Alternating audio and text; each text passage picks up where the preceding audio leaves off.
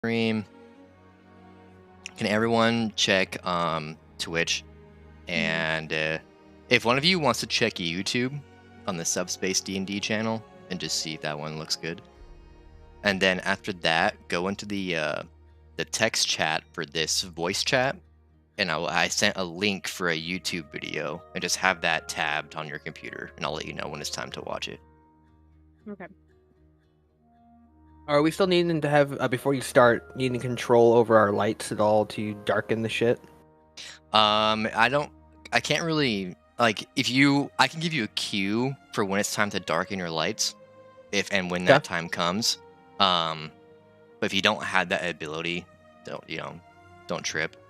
But if you do have a way to darken your room a little bit to kind of add to an ambiance, I think it'll help with the overall immersion. Like, Nantani, that's perfect. Just turning off your ring light when it's time. Like, that's because I leave my room dark anyway when we do this. The only thing I'm on is the lamp over there, but that's just so I don't, I'm not completely in the dark. Yeah. So there's two options. I can do this and then that off. That's pretty good. The one you just had, where there was like no light. Yeah, that's pretty good. Okay. And then when we come out of it, I'll put on the big light again. You don't need it yet. Oh yeah, that's good. Yeah, just turn the LEDs off like that. There you go. That's perfect. Okay. Yeah, I'll just say like turn off your lights or whatever, and when it's time, and if and when it's time, just do that. Okay. So I checked YouTube. You're good there. Also. Huh? I checked YouTube. You're good there. Sweet. Okay. So we are going into our next session. This is how we splice it up. This is roughly episode 34. Currently on YouTube, we have episode 24 out. So we're about 10 episodes ahead. And we have actually this is officially the session that marks 1 year of playing Subspacednd. 1 year ago, you guys started back at the old mansion of combat, where you met some interesting faces, encountered some people you will see again at some point in time, and the adventure just kind of began to spindle into existence. First, I'd like to talk about just our characters and like how they've changed, their thoughts, what they've gone through, your opinions on the things they've gone through, just overall kind of a synopsis of your character as well. And then once that's done for all of us, we're going to pull up a video, and it's going to be our original synopsis we gave for all of our characters in episode 1. So I'm pretty excited for that. But, I'll start. So O'Flanagan, he's been through a lot at this point. He started the adventure believing he was one of the last of his kind, that they were all extinct. He believed his brother was dead, that he found out he wasn't just recently.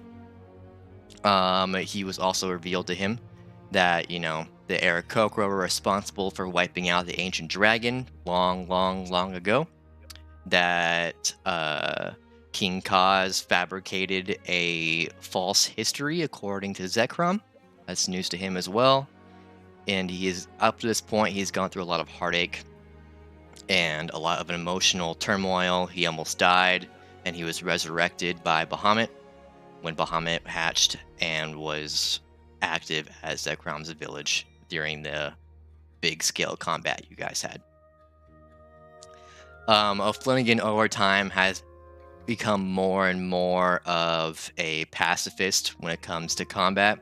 In the beginning, he was not very hesitant to throw hands with somebody else next to him if they were giving him a bad look. But as time has gone on and things have changed, he's become a lot less eager to fight, especially in terms of just murder. He doesn't like homicide. He doesn't like anything in those relations. He believes that he doesn't have the right to take life or to justify when it should be taken, unless it is him or his allies or them. He's kind of gone from being a loner to more of a, part of the group, part of the team. And yeah, I think it's the most on O'Flanagan. Who wants to go next? I can go next. her. Miss Orbweeb. Orbweeb! Orbweeb, she has been through so much. And I think the biggest thing she's been through has been friendship. Now that sounds a little crazy. I know, because she's been through far worse things. But I think with Orbweeb, she has never really had, like, humanoid friends. And the biggest thing I think she's had to go through is learning how to have friendship and have people that you care about and understand that death is a natural part of life, and so is defense. And I think through all that, she's had to change a lot about herself. Mostly when it does come to death and gore and harm, especially to other creatures. At the beginning, she was pretty dang afraid of that and pretty uncomfortable with it. But over time, I think we've all noticed that she's gotten a little bit more gung-ho when it comes to having to defend her party mates. And that's been a bit of a challenge.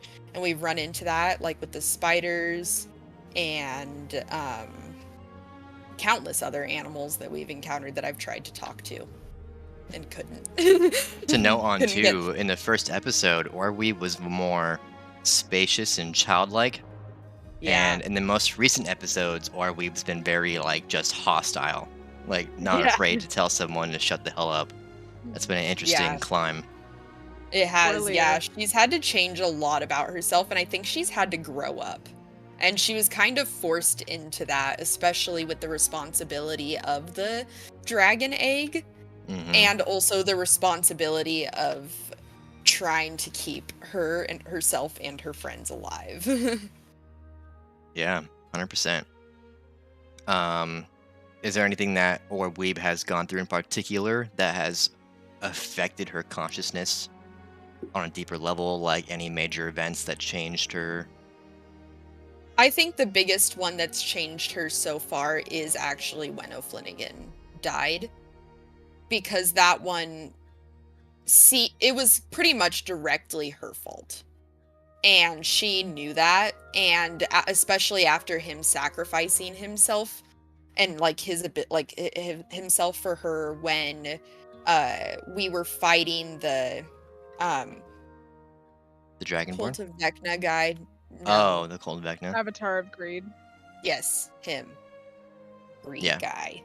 Yeah, so when we were fighting him and he had to fly up in the air and try to save her, and thankfully it worked and no one died from that, but especially after the arena situation, that felt like directly her fault. And I feel so like that she's- whole circumstance too was like the eye opener for Orweeb, where she had like the most of Yeah. a turn in her personality. Because you're right. Yeah, I after feel like that she was like, I can't be like the goody two shoes. I'm gonna save everyone and everything. exactly. Anymore. And I it feel was like kind of thrown in my Orweeb face trying that's to like impossible. yeah, and Orweeb trying to because the events leading up to that were the Dragonborn, the Siders of Reshiram threatening her, saying, "Don't move a muscle or we're gonna blow your Yeah. friend." And Orweeb didn't listen, and she tried to resist anyway. And I feel like that was Right. the more, adolescent side of her that Yeah. she had to overcome in that moment from seeing the direct results of her actions, from not accepting the fact that she can't always, do what she wants. Right. And she saw the immediate repercussions of what she did. So I think that was, in my opinion, that seemed like the biggest turn Yeah. in her growth. I agree. Poor girl's been through a lot. She And has. it don't end here. She has. The trauma doesn't end now. Yeah. Is there anything else that you kind of want to know on Orweeb? I think that's kind of like her biggest thing is that her attitude is just totally different now. Yeah. And I think that's been like the biggest thing for her. I don't think her morals are necessarily gone, but I think she has had to set them aside for a lot of different situations, and that's starting to take a toll on her. There was a line you said in the first episode, and then like in episode 20-ish, I think. In the first episode-ish, Orweeb said, I love everyone and everything. Or no, she wants to make sure everyone and everything was safe. Yeah. And then in one of the more recent episodes, Orb said verbatim, she said, "I will fucking murder you." To one Yeah. of the doctors that poisoned the Mointhus. So I think that was Moina, really yeah. interesting to see, like, the night and day. Because I feel like episode Yeah. 1, Orb would not say she was gonna murder somebody if they didn't God, listen no. to her. No, So- she probably She would have would never. pleaded, like try to make a deal or something to try Yeah.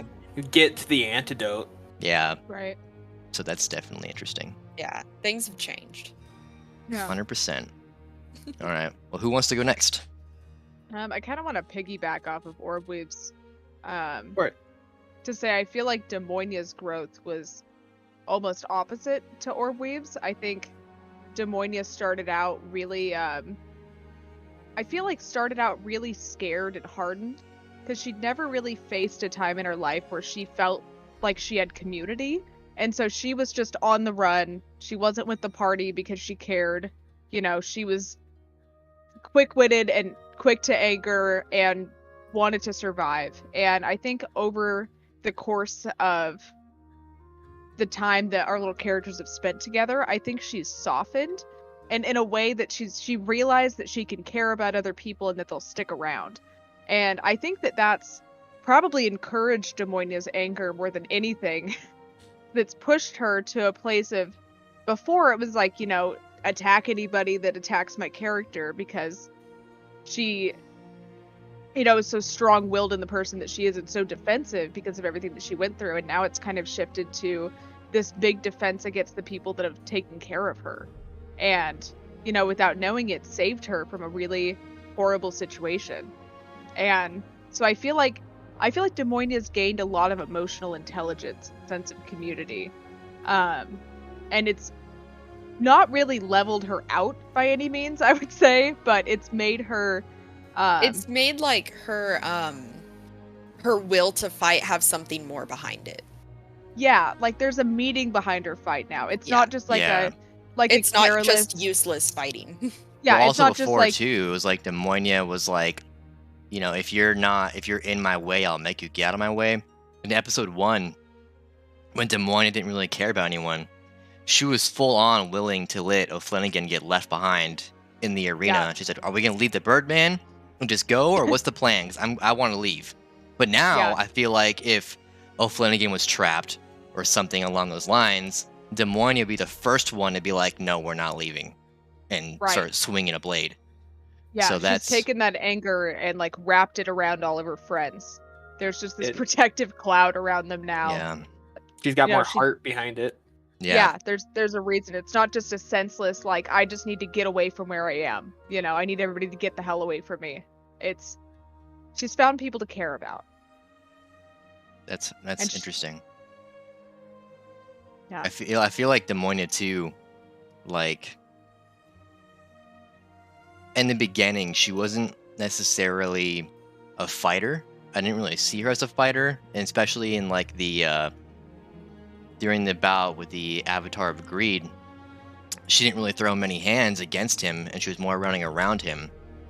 But especially in the more recent episodes, she kind of after she kind of grew a heart like Tin Man, she started being the one to heart grew actually 3 sizes. volunteer herself and be the one who wants to fight in other people's places, especially in the friendly bout against Zekrom in the in the friendly combat.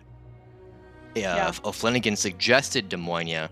I feel like episode 1 Demoinia would have been like, "No, you do it." But Right. in that moment, Demoinia was like, "Okay, yeah, I think it's a good choice. I will do it."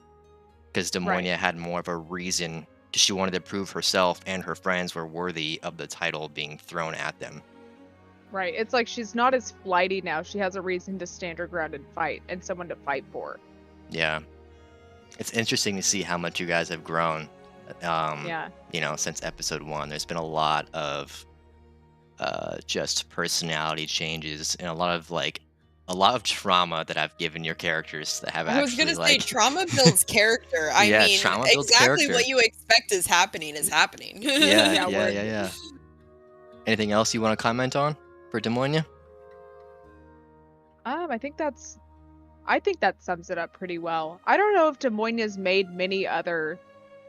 It's like before that, Demoinia was confident in herself. She knew the world. She understood the bad that was in it, and I feel like the biggest change that she could make was like changes within about the way she views the people around her. Yeah.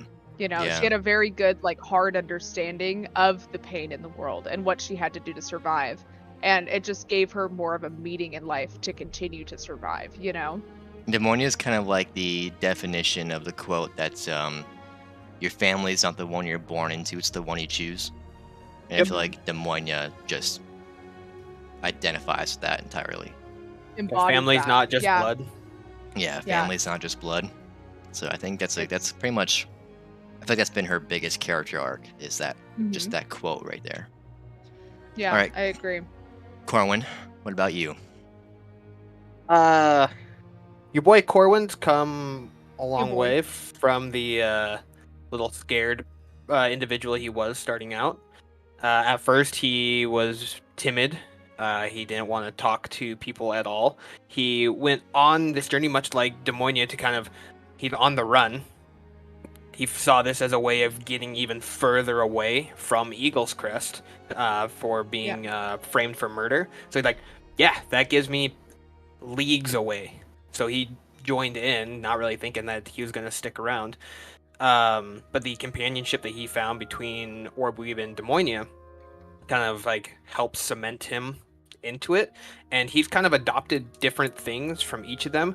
Like overall, Demonia's confidence to go up to anybody and tell them what they're thinking. Corwin's kind of taken that, like, hey, I can tell people what I'm thinking, and there's not a problem with that. And Orweeb in the beginning, the very loving individual, like there are good people in the world that I can open up to. I don't need to be sheltered and hold all this to myself. I can kind of express that to special people. Now, as moving on, Corwin did not want to go down a murderous road. He wanted to try and preserve life or not get into confrontation, but the road itself kind of put him in that, and he'd been put into situations where he had to do that, but he only did it to protect the people who were protecting him. Like, he wouldn't go out of his way to try and protect someone random. Like, you have to give him a reason to take on someone else's life, and Demonia and Orweeb have done that for Corwin, where they have stood up for him and have gone above and beyond to make sure nothing happens to him, and he reciprocates that, just like what he does for O'Flanagan when people step out of line.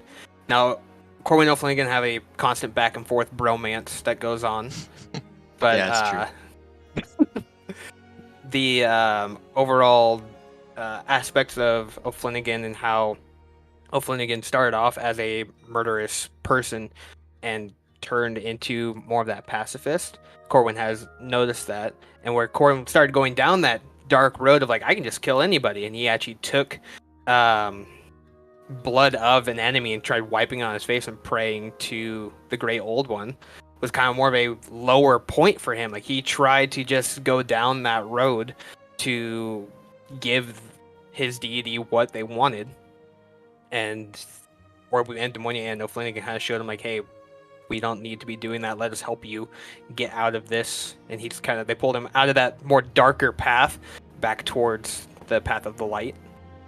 It's definitely going to be interesting to see how that plays out too, because when you fought Mort's father, and you guys were in the alleyway shortly after that bout, Corwin suggested the idea of finishing him off, and O'Flanagan negated the thought and said it wasn't in their right, to justify his death.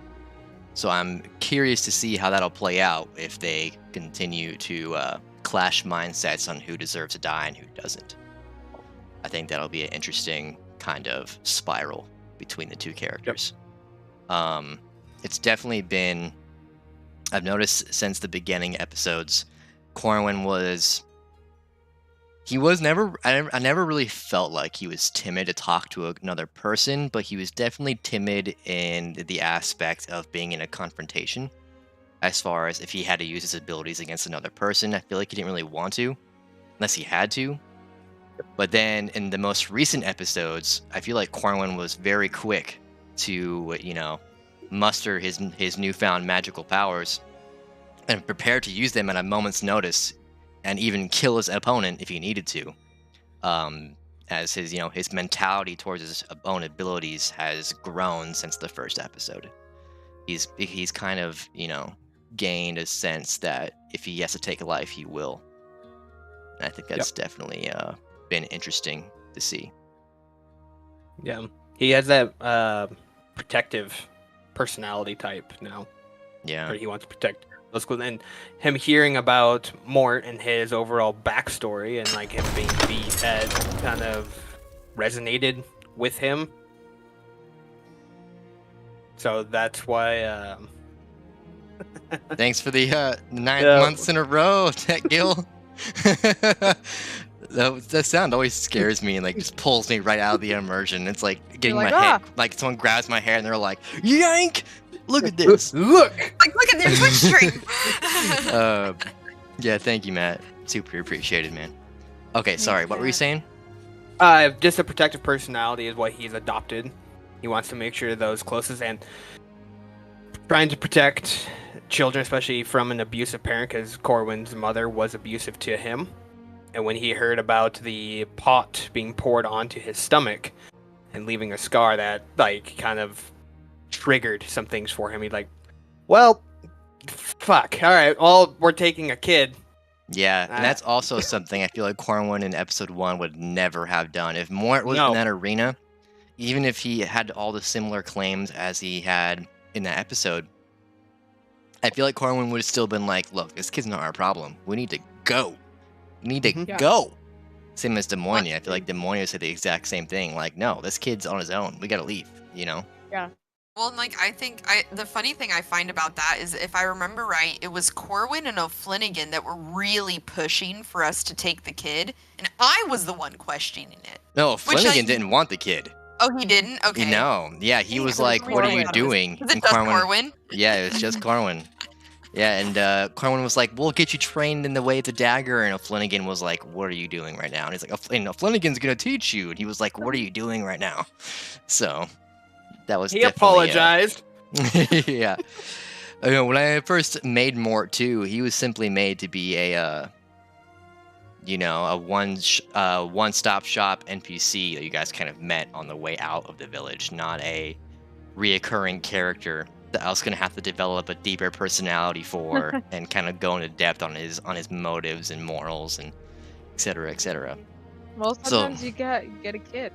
Sometimes you get a Sometimes kid. they just show up. I just got a kid.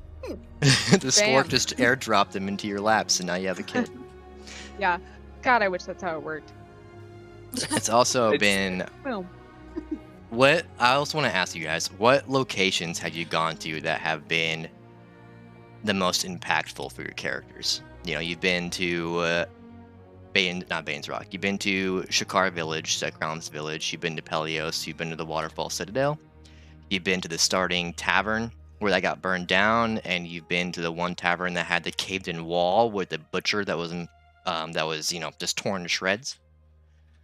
And you had Jat's farm, where you met the werewolf and the missing sheep and all of that. So, if I'm to ask you, which I am, which location do you guys think would have been the most impactful for your characters that might have contributed to a personality shift or morality shift? I think specifically Zekram's village was big for Demonia. So I think that really solidified her sense of purpose. And I took it that way when we created Bob and banded together.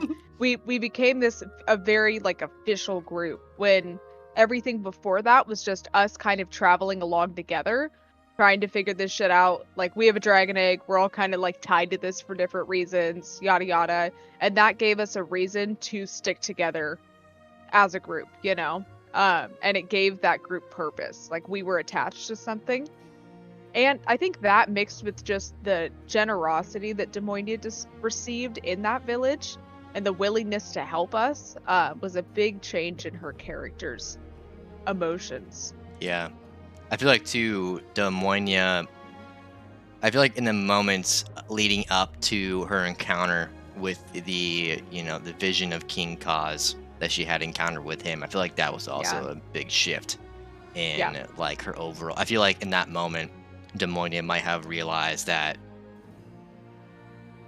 maybe perhaps running is not an option. Right. Yeah. What about you guys, Corwin and Ormweeb? I'd say the road to Zekrom's village, like the traveling in between, because a lot of things happened with the up to the point of where they fought the spiders, where Corwin actually lost complete consciousness and Norman came out and took over his body, and then the several battles like going up to that point, all that was like huge developing points that led up to us being able to agree to, like, yeah, we're gonna stick around, we're gonna devote ourselves to this cause, because of all the things that happened previously. Yeah. That was I would say that the spider villages. fight too was the first time like the rest of the party actually saw that there was more to this whole thing with Norman than just it being some kind of imaginary friend that's been with you for a while now. They actually Right. kind of, because at that point in time, Corwin was like KO'd, and then all of a sudden he just came back up as Norman and continued fighting with a whole different style, as opposed to Corwin's way of fighting. In that moment, Norman Corwin pulled out a dagger and started stabbing into the belly of the spider, which is something Corwin's never really done. He's Eldritch Blast, magic, he doesn't really take out a sword or a dagger and start fighting like that. So that was the first time that everybody got to see that there was more to it than just the imaginary buddy. Yep. Or Weeb. I was gonna say, for Orb, probably the Waterfall Citadel, I think, was a big one for her, mostly just because of how many people there were and how much, like, she had to face there. So, like, even just going into the shops and stuff was kind of overwhelming for her. She'd never been to, like, anything than, like, just a very small village. And so being around that many people and seeing, like, all the different jobs and, duties that everyone had and how many guards there were, it was very, like, surreal to her, on top of, like, the confrontation of having to deal with the Avatar of Greed and trying to get through the arena and everything. Like, that whole thing was just, like, super overwhelming, and I think kind of showed her that, hey, there's a lot more to this world than you thought there was. So I think that was, like, the first big, like, place for her, and then after that, I would say Zekrom's village, for sure. And kind Yeah. of in the same vein of Demonia's, like, it kind of just gave us all a purpose, Mhm. and it kind of, like, actually solidified us as a group, and like everyone else, Orb took that very seriously, and was like, okay, this is my responsibility now. I've got to take it on, and thankfully I have people that I trust to do that with. I also kind of feel like in Pelios, in the memorial graveyard, I feel like could have been also a major moment for Orb because that was the first time, in my opinion, that you met somebody, the graveyard keep, who related to Orb on such a deep level and sympathized to her. I feel like nobody in the campaign has really sympathized to Orb troubles yet, because people around you have been to relate to. exactly, and the people around you have been borderline tortured. So Orb hasn't really talked about her own problems and what she's going through on the inside, because I feel like Orb just wouldn't. That was the first time in this campaign that somebody told Orb they gave the whole speech about how a druid plays a role, and that role is to be a strong oak tree that helps Right. the roots of its community grow. And I feel like that also could have been a moment that gave Orb some, purpose, an idea of what she can absolutely. do with her life. Absolutely. I and think similar- that situation gave Orb a lot of the confidence that she has now. Yeah. I feel like after she's that point more- too, she's more Orb willing started to using fight. a lot more magic. Kind You of know? like just harnessed it a little bit more and took advantage of it more and kind of understood that it was a gift she was given and to use it for good and that it was Hmm. possible to use it for good. Yeah. In a similar aspect, I feel like Pelios was probably O'Flanagan's biggest, place because I in feel like that's where we all Pelios, became actual friends. yeah, that's like where you guys bonded for like the first time. And O'Flanagan, he got the idea that at the end of the day, he can make his tavern Flinny's, kind of give him an idea of what he wants to do with his life. But that was Oh yeah, also, taught him to eat different foods at the same time Mhm. to get different flavors. Yeah, and that was probably like that arc was probably my favorite so far, which is how much role play was involved and how much conversation interchange and just uh talk amongst friends there was really cool to see and hear. um but particularly for a Flanagan, it was a transition period. He came into Pelios on the run and then was shown there's a life after this that he could obtain. And that was also before he was met with the gruesome reality that everything he thought isn't. And the whole idea of what history was wrong to him. And he's been shown a whole different, path. So that was a huge transitional period for O'Flanagan, in my opinion. With that note, though, we're gonna play that video. So everybody, pull up that YouTube tab that I asked you to pull up earlier. Don't press the play button yet. I'll let you know when to press play. Just let me know when you're all on it. I am ready. Ready? Ready. All right. So go ahead and press the play button, and we'll watch at the same time right now. With the current party NPC, his name is O'Flanagan. He's an Arakocra. I have no idea if I'm pronouncing that correctly. I hope I am. I am sweet. He is a rogue assassin. He kind of hails from the underground. He's very brutish. He's kind of a dick. He prioritizes money and his own goals. Corwin comes from Eagle Crest, which is one of the southern areas of the world we're playing in. His father was human, his mother was elf. They owned a little shop in Eagle's Crest. His dad was one of the more renowned artificers in the world, so a lot of people would come to that little area. Corwin kind of had a easier time of childhood for the most part until his mother somehow disappeared, and then his dad got super sick, and Corwin got tricked into getting all these abilities to try and save his dying father. And so he got a pack of the Great Old One, who's constantly in his head. But Corwin was never really that great looking of a person. And when he got tricked, it got worse. Corwin is really hard to look at.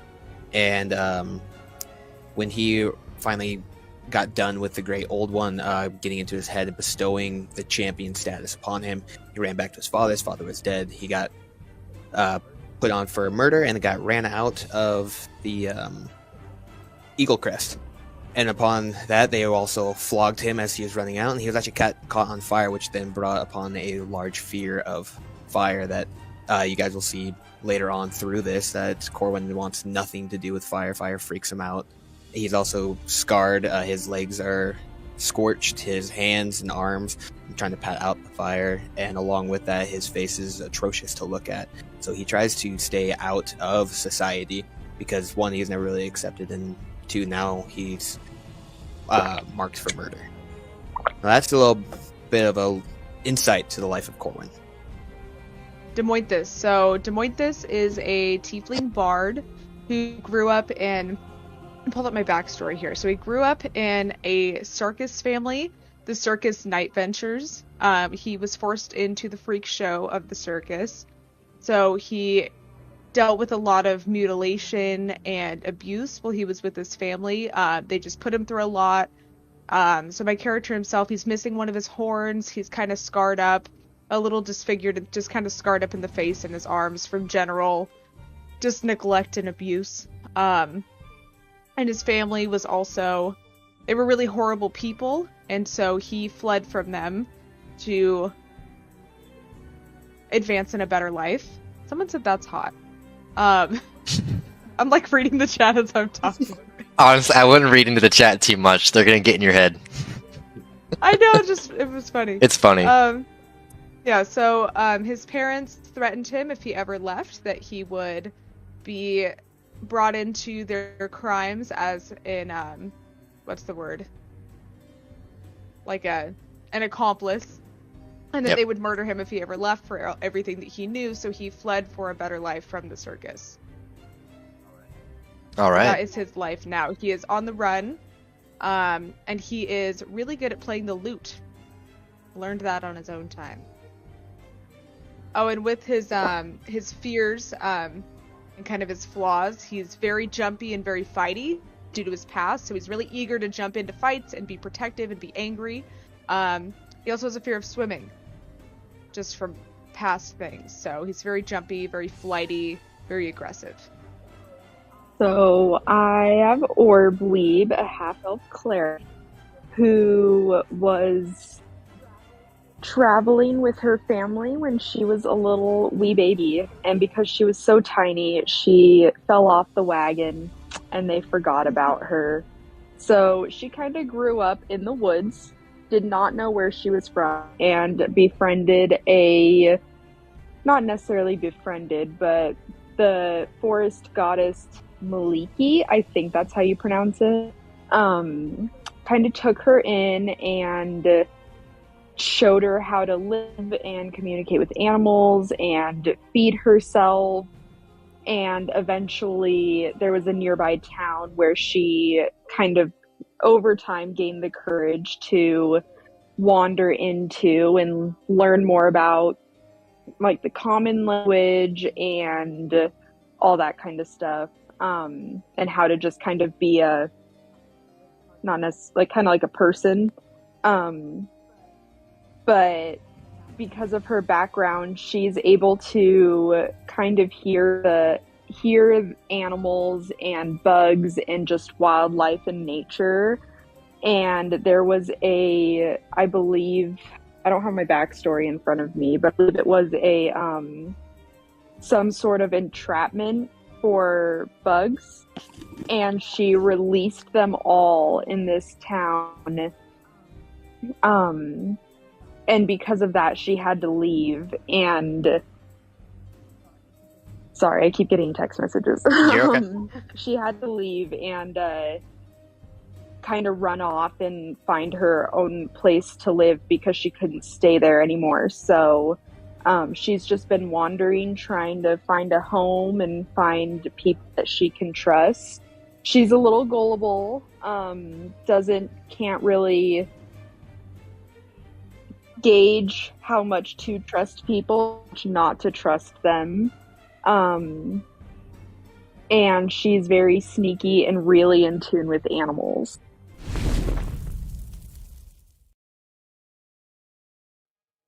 So it's interesting to see how much the stream improved. Yeah, I was Since- just thinking that. Yeah, Everyone's since setups changed and yeah. Did you guys all finish the video? Yeah. Yeah. Cool. I was running on my end too, so I had to wait till it was done.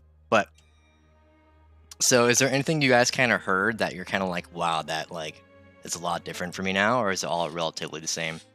Does my audio sound so much better now? It's so much better. It's so much better now. I had a new headset just a couple days ago. Yeah. Oh, like that? I love it. When I love was it. making that video, I was like, damn, it was bad. Holy crap. So bad. It was so I'm so bad. sorry you guys had to hear that. It was so bad. Okay. Well, you know, it's interesting to see how much I was wrong about O'Flanagan and that little. Yeah. As he was Kind of a like, dick. he's kind of a dick, and he's all about money and his own Yeah. goals, and yeah, it's a lot different now. my bed Um, was over there. I realized Yeah. I that. was gonna Yeah. say, I was like, yeah, I'm you're in a home. different, like, I I'm was in in a my whole bedroom different now. house. Yeah, I know. Yeah. Yeah. I feel like Weird. I feel like we all like look a little bit different too.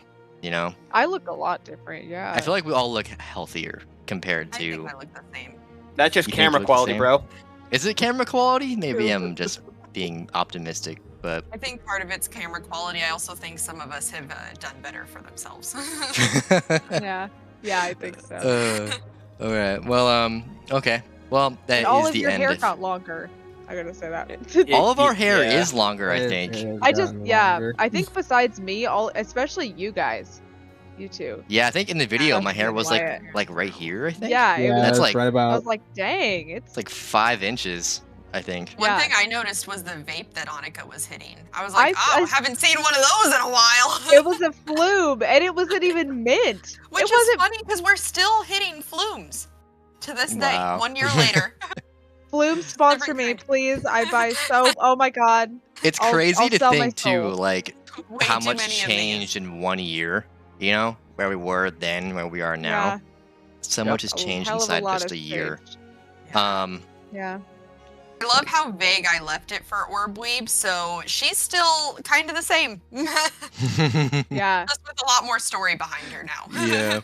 I wanted to make sure to include that for this little thing, you know, to see how much our mindsets might have changed or how much just we as people changed. Looks, Yeah. personality, lives, you know, since then. Kind of puts it into like a, you know, into an idea of, you know, life, I guess. Yeah. But I feel like our characters too start to change almost a little bit subconsciously as we change as people. yeah. Yeah. Like we find like new goals and purpose for our characters. It's like our morals shift and we go through the year, you know, like 100%. 100%. yeah, Okay. Something that has changed as far as Corwin, like he had a terrible fear of fire, and now he's kind of using his fear and pushing it out onto other people. Like he he has a will, mild fear. yeah. He's still terrified. He like tried to keep it away from him. So like when he like controls flame, he wants to make sure one, it doesn't come back to him. So like I'm gonna push that over to you guys. 'Cause I don't want it. Yeah, yeah. It makes me happy to see that.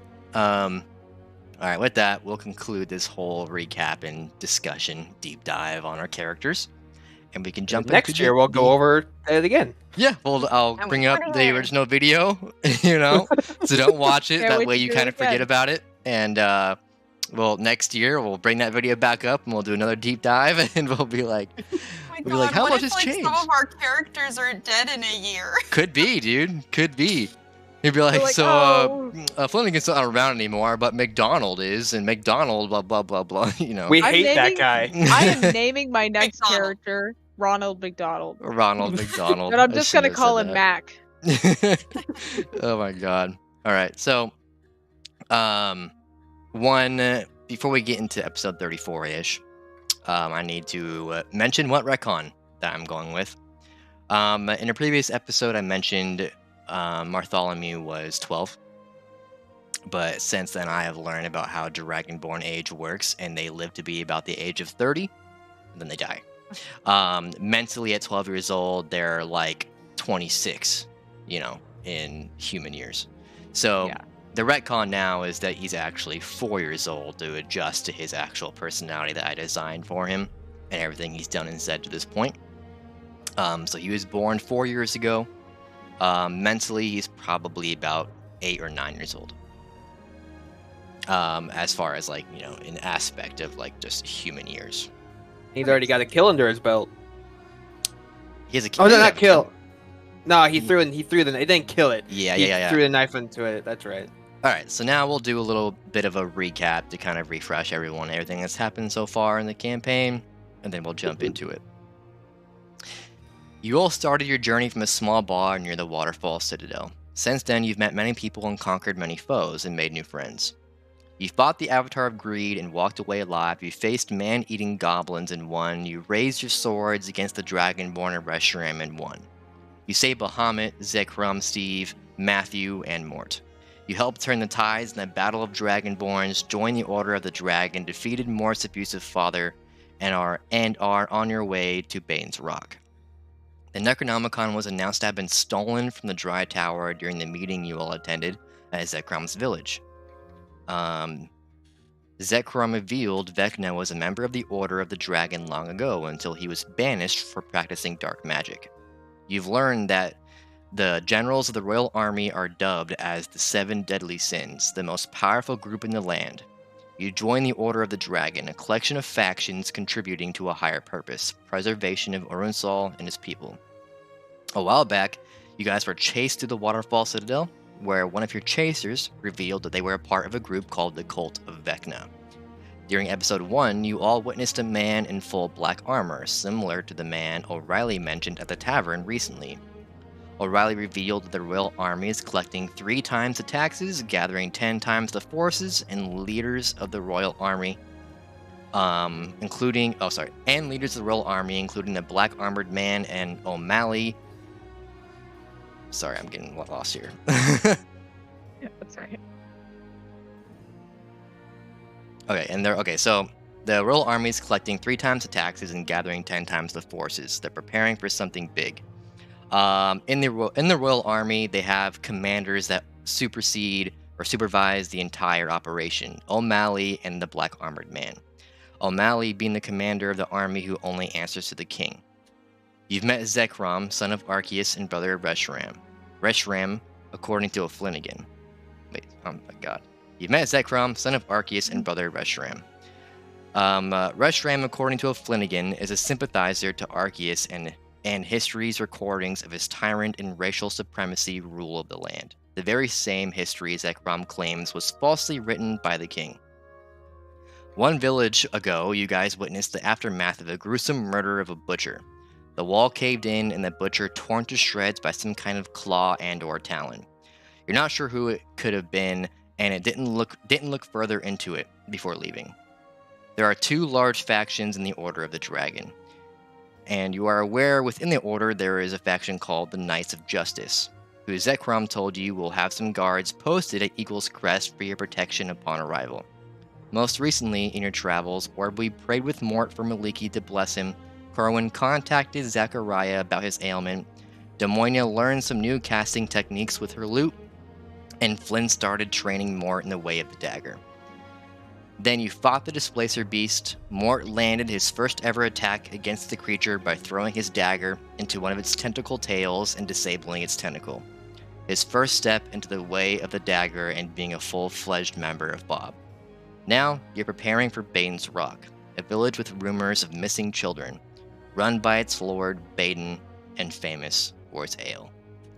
And that is the recap of general events that have happened up to this point.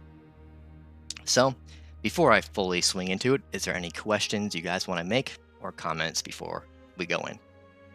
Yeah, I got one question. Yeah. In my inventory, I have a silver coin. I don't remember what that's for. Let's see. I feel like it's somewhat important. It's okay. I have a skeleton key that we're so far past now. I don't think I'm ever making it back to that where that goes.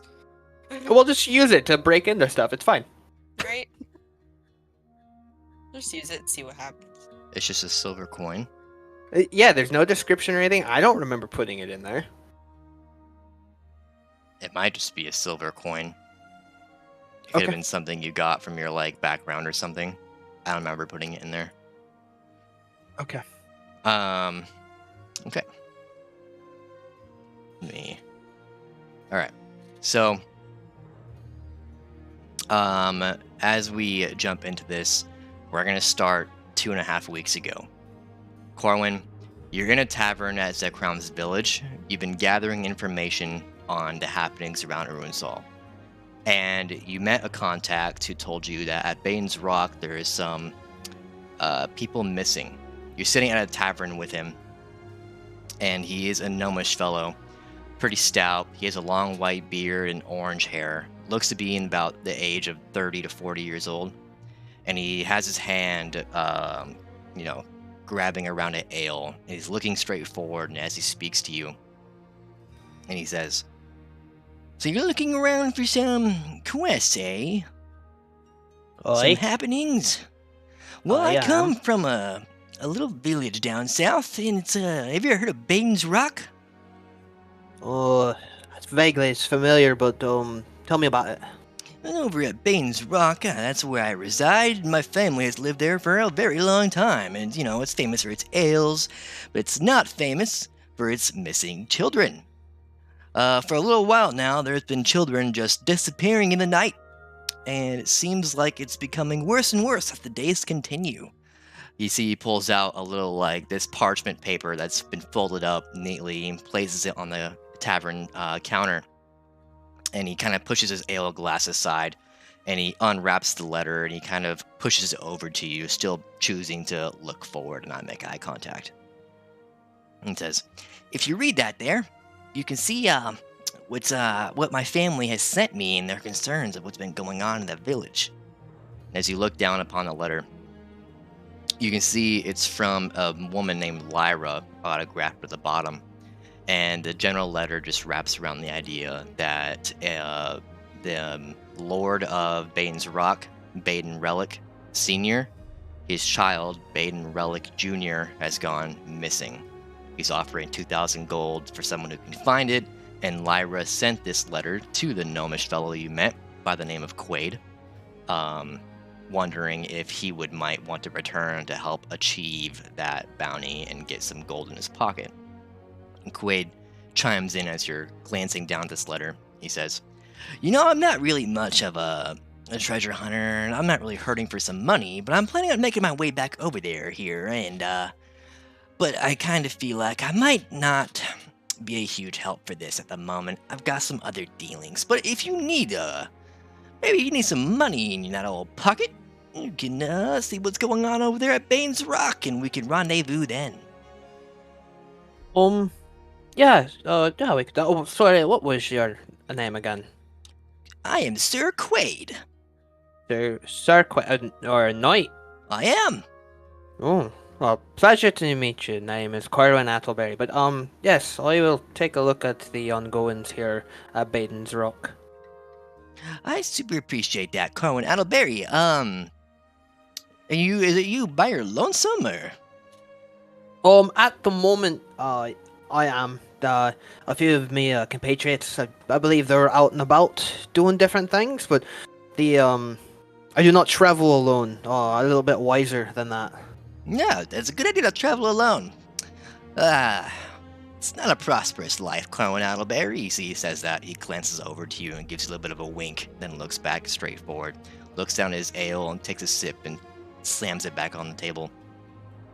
"Well then, I will see you at Baden's Rock, Corwin Attleberry, and we can rendezvous, and then maybe you can, get some helpful advice from me if I can get some good recon in there before you arrive." Yeah, definitely. I appreciate it, sir. I will look forward to meeting you. We should be, we have a few other things going on, but, we'll try and be there in a couple fortnights or not. "Okay, well, I'll see you then, Corwin." You see he pulls out a couple of gold coins and puts them on the table and waves his hand. He says, "For my friend over here." And he jumps off the little stool and lands on his feet, drops about a foot or two, and then he gives you a pat on the back before he makes his way out of the tavern. Take care. He leaves you to your lonesome, and we flash forward. Corwin, you're kind of looking over what remains of the Displacer Beast as that flashback kind of runs through your mind, and subconsciously you take out that letter and you unfold it and you look at it before folding it back up and putting it back in your pocket. You guys have just defeated the Displacer Beast, and you're all waking up bruised and battered. What are you up to? I need a nap and a band-aid. Just woke up. I need a nap. You kind of see O'Flanagan We walks did get a over long to rest Moore. then. Yeah, you're about to take a long rest. But you see O'Flanagan walks up to Mort. He kneels down, and you can see he's talking sternly to him, but he's kind of speaking low and just looking him straight in the eye, kneeling to his height and waving his finger in his face. And you see Morris kind of just looking down as they're having a private discussion. It's about noon at this point. You guys have been sitting around for a little while, and we'll say in that time of sitting around, you've kind of just got your long rest. Okay. The fight happened at daybreak, so you've had some time since to kind of regather yourselves. Can I eat some food and drink some of the water I have as well? Yep. Yeah. Cool. May I do the same? As I'll you do guys, that. you guys are kind of gathered around the fireplace that you kind of rekindled and set back up with a low flame, and everyone's around it. You see a Flanagan kind of just has his legs crossed, and he's kind of staring deep into the fire. Looks over to Corwin. So, what else do you know about Bane's Rock? I mean, I think we're a couple miles out now. Other than the children being missing, the Lord Baden Relic Senior, he'll pull out the notebook. His child Baden Relic Junior is one of the ones missing, and he's offering 2,000 gold for his return. So the Lord there, his child is missing. Other than being known for their ales and whatnot, I do have a contact waiting for us there. He's a knight, gnome. He said that he's going to do a little bit of recon for us. So once we get there, look for him, and then he may be able to address us in the right direction. We might be able to go talk to this Baden and be able to kind of get some headway. Okay. You guys can all make history checks real quick on what you know about Bane's Rock as a village. Okay. 19.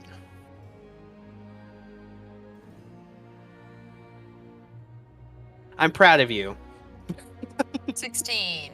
All right, so you all know general information. You know that Bane's Rock is part of a trade route from the north to the south. It's most famous for its tavern and its ale house, along with the brewery where they brew their ale. This ale, particularly, is traded and sold all throughout Urunzal, and it is one of the biggest pieces of merchandise amongst many traders, villages, and cities.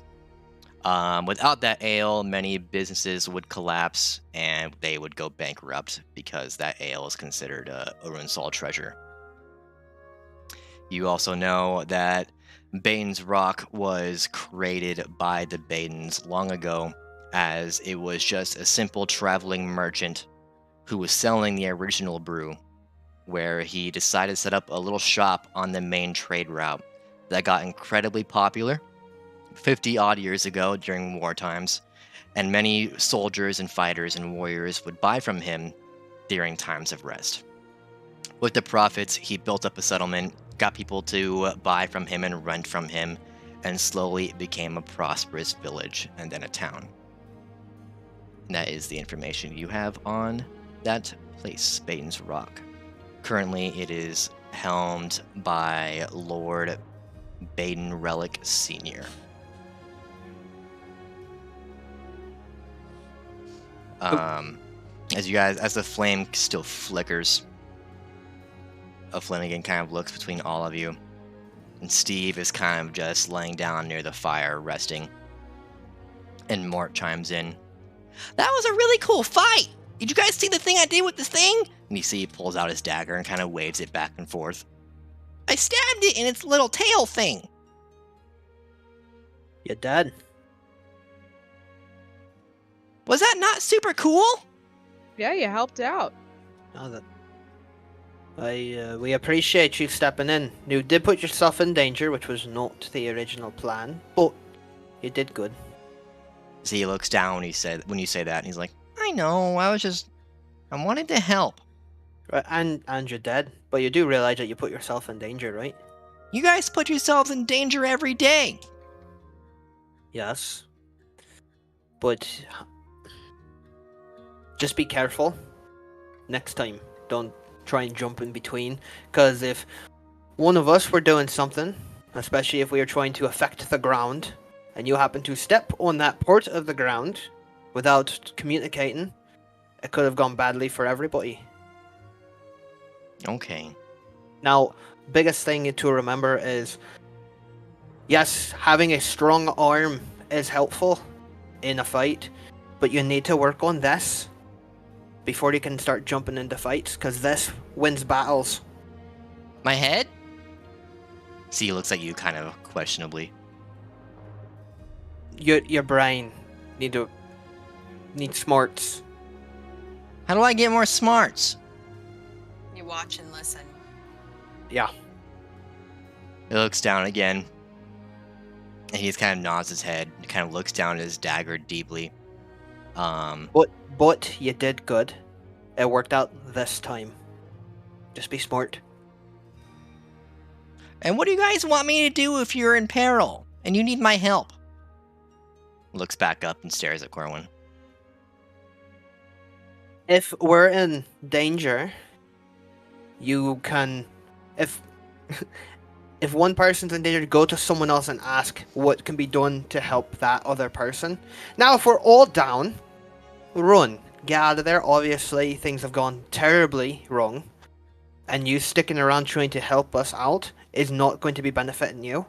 And you could end up just like us. Everyone give me perception. I want to perceive things. 21. Flint gun that 17. one. Perceive it. Shit, he's got his fucking eyes covered. He's just. I'm thinking like, I'm so fucking tired. Alright, so 14. 12 and above.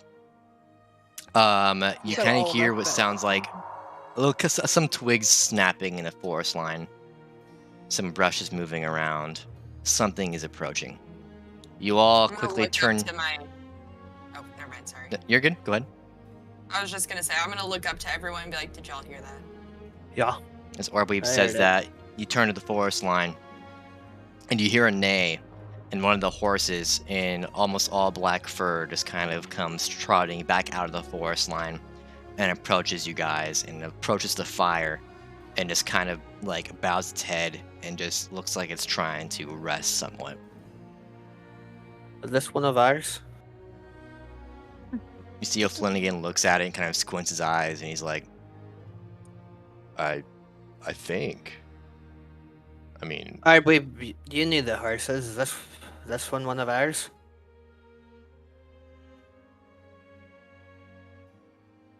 Dungeon Master, do I know if it's one of ours? looking at it, Roll. you can give Dungeon me Master. an investigation check if you want. Okay. You can also do speak with animals. Well, Up to you. I got a nat 20 on investigation, but the issue is that I got rid of the speak with animals spell. Oh no. Okay. Really? I did. I didn't want to, but I needed more spells that were actually helpful. I felt Damn. the same way. When And I went every through time mine. I used speak with animals, it was not helpful. Yeah. It just made Orbeep feel worse. You'll live to regret that. No, I'm just kidding. I know. Oh my god. I didn't want to get rid of it, but it The just wasn't helping. with a nat 20, you look at the horse and you quickly realize this is the one that didn't like talking to you a whole lot, and almost Mike. refused to speak with you. Well, good thing you didn't cast speak with animals.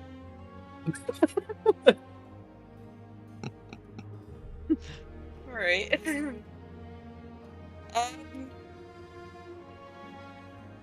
Well, now I wish I had speak with animals. I had talked to the poor guy. Oh no, how are you gonna talk to Steve? We know.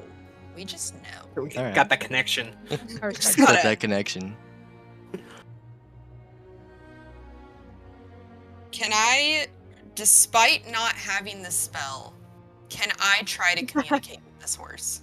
Just out of pure will and previous knowledge. You can try. Give me I performance. will try.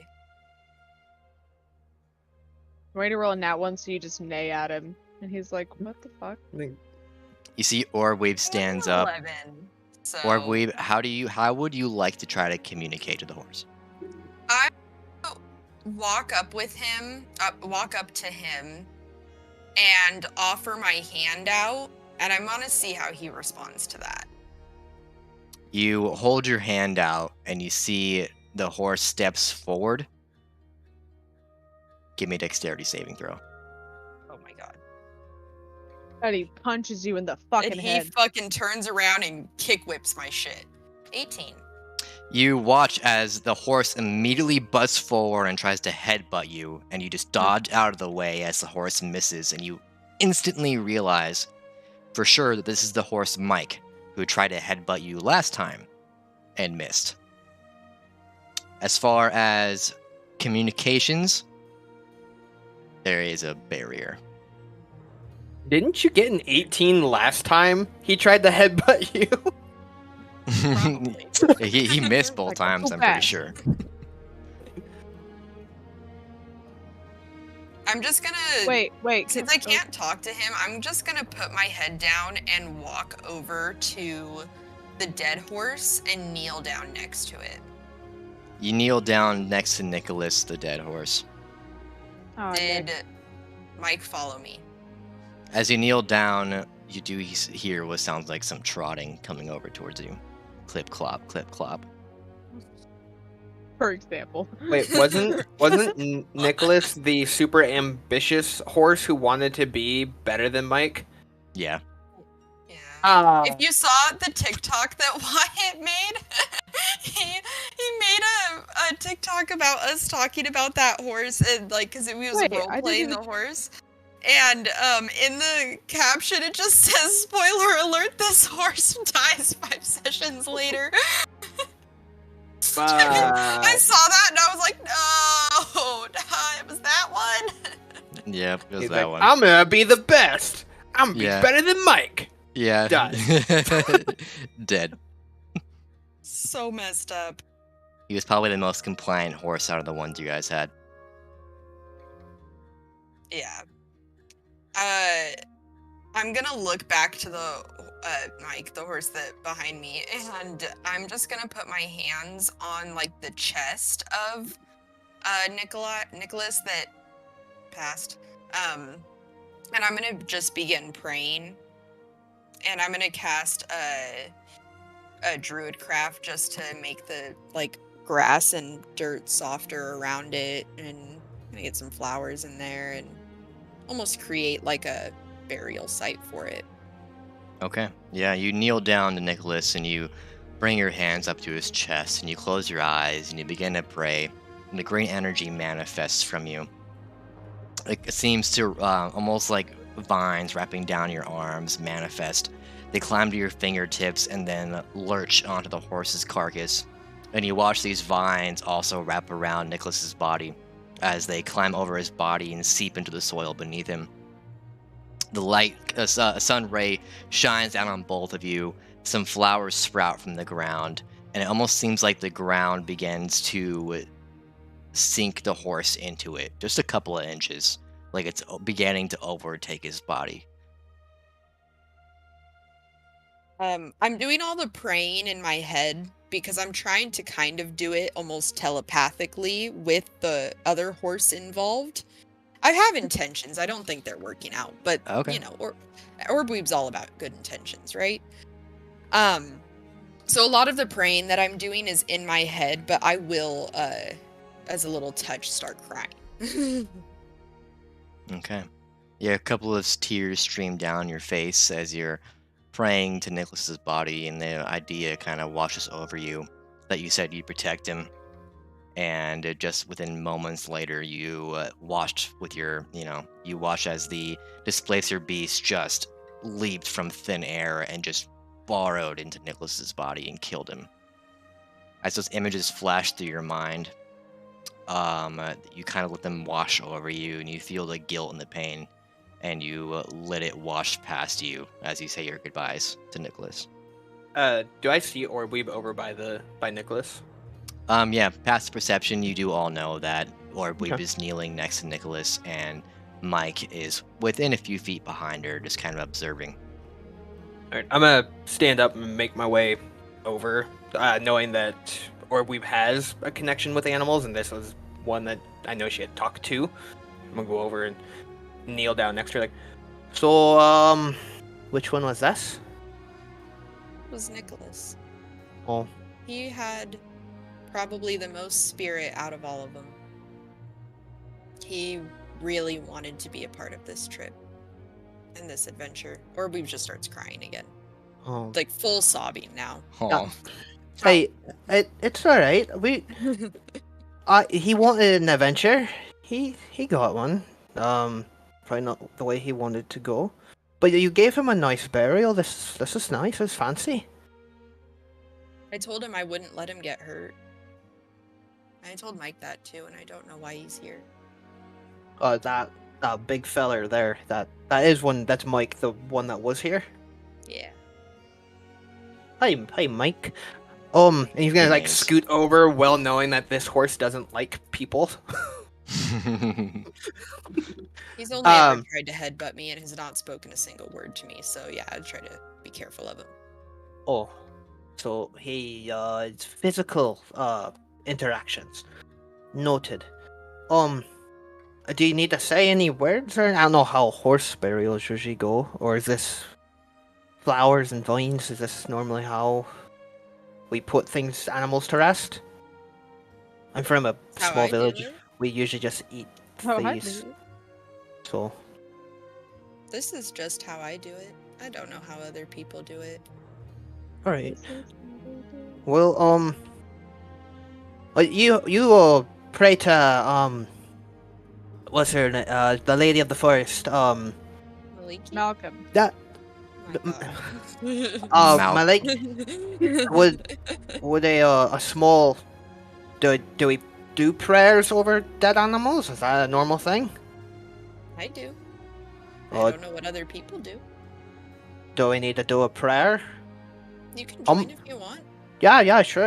I don't know how to do this. Do I put hands on the dead animal, or do we not touch it? You can touch him if you want. I touched him. Alright. He's gonna like put his hands up over the horse. Hey Wyatt, can I do a I don't know how you want me to do this. I'm wanting to try the Phantom Steed spell Okay. and try and resurrect Nicholas. Now he would be a gaseous form of the previous horse, but I could try and I can make the horse look like whatever I want to create. If I can cast this while trying to pray over as the Maliki prayer over it, but have it come out as the Phantom Steed spell, it just like emerges. Would that be something that would be possible? How do you I go could about do like a casting it? prayer. I was gonna say I could do like a prayer and a religion check with him, and he can do the spell. You can see how that Well, works. The thing is, he doesn't know he has the spell, so it's just gonna kind of just right. it's just gonna kind of like happen. I just don't know like how. How to go about that? Yeah, because he Is doesn't that- know he can do that, but he wanting to come over and help you get through you losing an animal. What exactly is that spell? You just can make ghost horses? I can make one. You make one You- horse. Okay. At a Corwin time? kneels beside Orbweeb. Like ever? You guys pray together, and you're all laying your hands upon Nicholas. Orbweeb, you open your eyes for a moment as you can hear a subtle vibration coming from Corwin. You glance over to him, and you see what looks like a smoky purple aura kind of radiating from him, his entire body. This smoky purple aura seems to manifest into what seems like a concentrated sphere that climbs towards his chest, and you watch the concentrated sphere leap from his chest and fly into Nicholas, and you can still see Corwin's eyes are closed, and this purple sphere slowly just seeps into Nicholas's body, and suddenly the ground beneath Nicholas's body shakes somewhat. Corwin, your eyes open as well at this very moment, and you guys both look up, and you see this shadowy figure kind of descend from just above the tree line towards Nicholas's body, and it seems to be a flying horse, and it trots down its first two legs first, and then it comes down to its all fours. It trots over to Nicholas, and it looks down and gives a gentle neigh, and then looks up to both of you, and you're looking at a shadowy, mystical, somewhat transparent purple horse. Or babe, is that supposed to happen? That's part of the praying. No, I thought you did that on purpose. I didn't do nothing. I did the praying. As Corwin says that, you see all of a sudden it gives one last neigh and goes poof, and it's gone. What does that mean? Like it blows up in a purple smoke gaseous bomb, and then the smoke kind of just passes away. What does that mean? What did we do it wrong? What did you do? What? I saw you do that. I didn't do nothing. I did the praying thing. I put No, I hands in saw hearts. the purple on you. And then What? it The purple. went away from you. I don't know what that means. I had eyes closed and I was doing the praying thing over the. He said, "Touch the horse." I touched the horse, and then another horse came down. Was that? Orwig now believes that this is some sort of religious miracle. She's just gonna embrace Corwin. Just full hug, okay. sobbing, very oh. emotional. Okay. That's funny. That's good. I want Demonia to just like be very uncomfortable with what to do here, so she just comes up behind and starts like very hurriedly playing like a lost tune on her lute, like a funeral song. Just kind of like dance around him and be like, "Oh my god." You start strumming away on your strings, and with a musical melody of "Oh my god," you kind of tiptoe and tap your feet as you're kind of just doing a little dance around them, while Orweave has her eyes fully closed, ugly crying, arms wrapped around Corwin, and just crying, throwing up. just sobbing in happy tears, it seems. Yes, they're more like relieved, but like they're sad and happy tears. Yeah. Corwin's just going, there, Oh, just awkwardly listen. patting her back. That's just weird. She's And very Demonia, upset. as you're dancing around them and you glance over to O'Flanagan, you see O'Flanagan and Moore sitting by the fire. And you see there's a little log propped up against some stones around the fireplace. And you see O'Flanagan's kind of showing a dagger to Mort. He just throws it.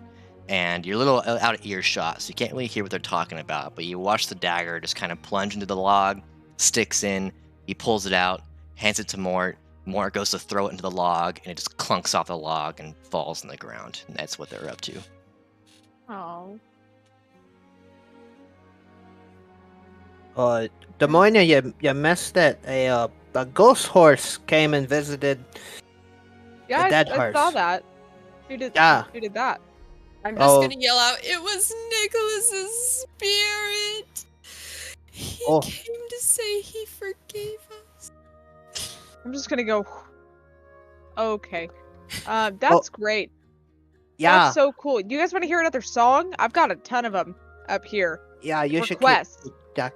keep playing. I'm just gonna roll into another song. I'm gonna start humming to myself and just kind of like dance away, kind of towards like O'Flanagan and Okay. more. Yeah. Get away from that situation. I'm like, ooh. So strumming on a lute, and you start tip dancing away from them, almost trying to drag the conversation back to the fireplace. As O'Flanagan and Moore are still playing around with the dagger. Corwin and Orweeb, what are you guys up to? I'm gonna try and pick up Orbweeb. I'm like, alright, I'm gonna get. Thank you for getting snot all over me, Drax. Appreciate it. I don't know if we need to do anything further. I believe the ghost version of Nicholas, as you said, accepted our apology. So that concludes funeral rites, right? Is that how animal deaths go? She's gonna just start like wiping her tears and face and collect herself and yeah, I guess that concludes it all. Oh. So is that Yeah. normal with the ghost version of an animal coming down and interacting? I've never seen that before. Oh, cool! But I think you had something to do with it. I mean that, Oh. Corwin. I saw it come from you. And I Of don't know if course. you've tried praying before, but I think you should try it again sometime. Oh, I don't know if Maliki likes me that much. This was more of a one-time kind of thing. Suit yourself. You But guys all yeah, go ahead. but yeah, we maybe if we have another dead animal, we can try it again. But hopefully not anytime soon. He's going to like just kind of like shimmy back. Weeb's just gonna lay down where Nicholas was buried. He's And he's just, still like, somewhat above the lay there. ground. Then she'll lay with her head on his chest or something. Okay, yeah. Or Or Weeb, you The go and lay cleanest down. part of him, I guess, assuming that he's kind of mangled. He was kind of torn Yeah. up a little bit. You kind of lay on his leg, and you kind of let your eyes slowly close as you just drift away in thought. You guys begin to grab your stuff, saddle up on Mike. You let Mort sit on top as he trottles along with you guys on Mike's back, and you all make way for Bane's Rock, closing the last couple of miles and arriving to the village. With that, we will take a 20-minute break. So I have to go to the bathroom. All right.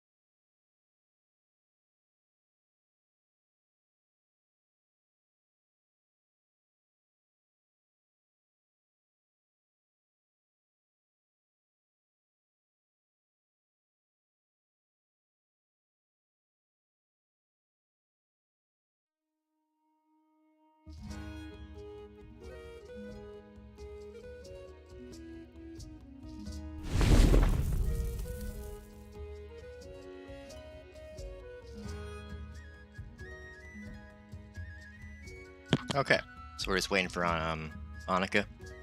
Yeah. Cool. I just learned that the London Bridge is not in London. It's in Arizona. Bullshit. Not bullshit. Shut the fuck That's up. really where it's at. Shut up. They took it apart and brought it to America. Like way long ago. All right. Yeah. Oh my god. All right. All right. Shit. Hold on. I gotta put on that. You had 20 minutes. 20 minutes to do that shit.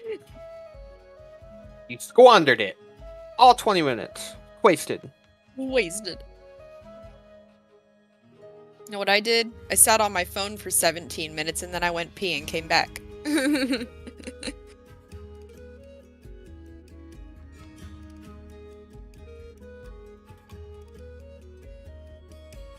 I was going through all, I think it's 70 Discords I'm a part of now and seeing what messages I've missed. Oh my god.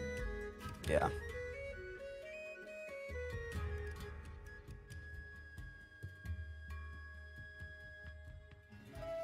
How's your day been, Annika?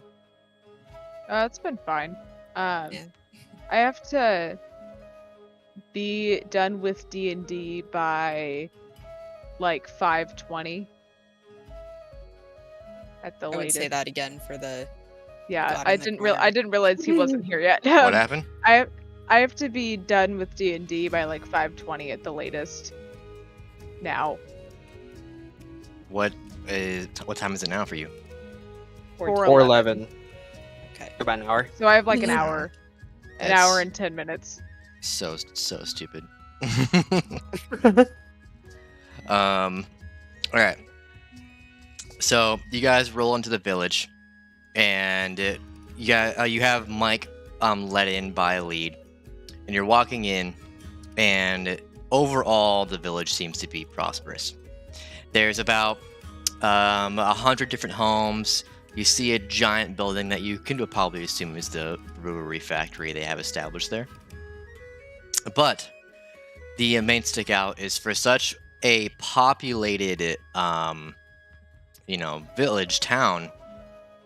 For 100 homes, there seems to be at any given time only 50, 60 people out and about, which seems like kind of low numbers. You guys walk in, the trail's ahead of you. Where would you like to go?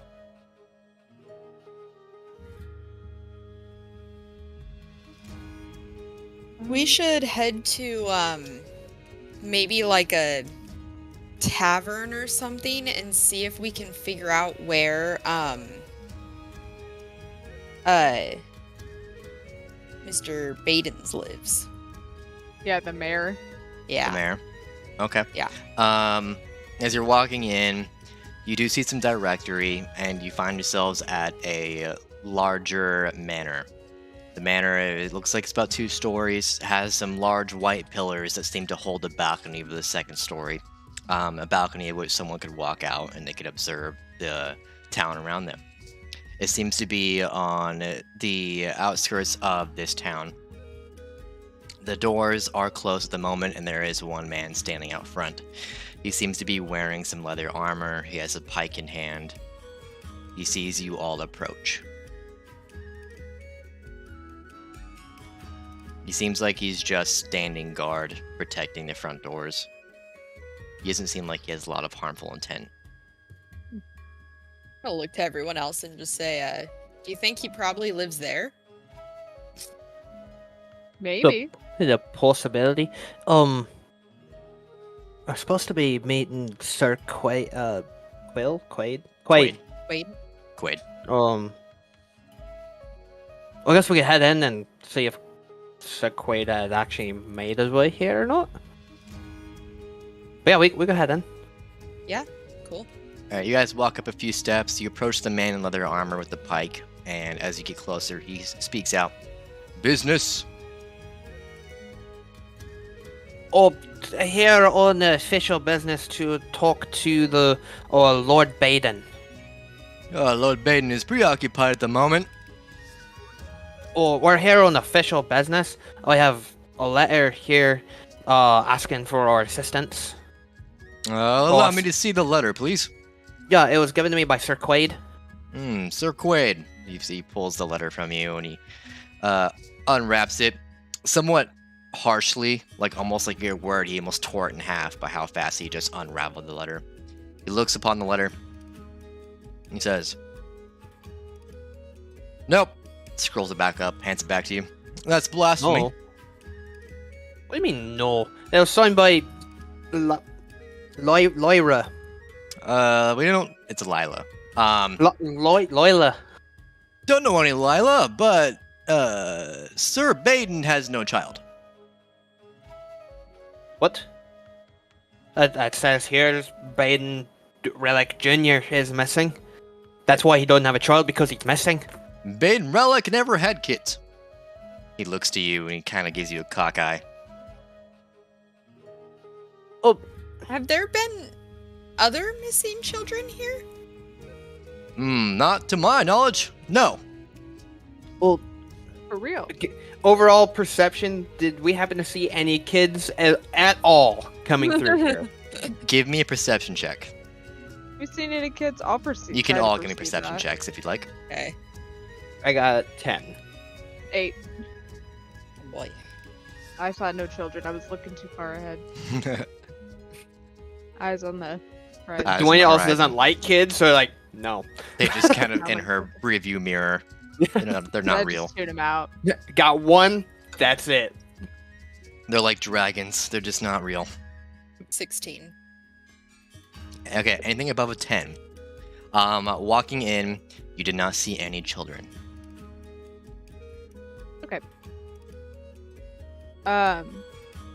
If you do not have any official business, I must ask you get off our steps, please. Well, that's hold on. There's no children anywhere in this. Didn't see any coming through. There's Not a little children. strange. Knock on a couple of doors. I'm sure some families have their children nearby. Oh yeah, that sounds great. Let me just go knock on people's doors and ask if you have kids. Can I see That's your your children? prerogative. I wouldn't suggest doing it like that, but you see, You gives, just like, he suggested gives- that I.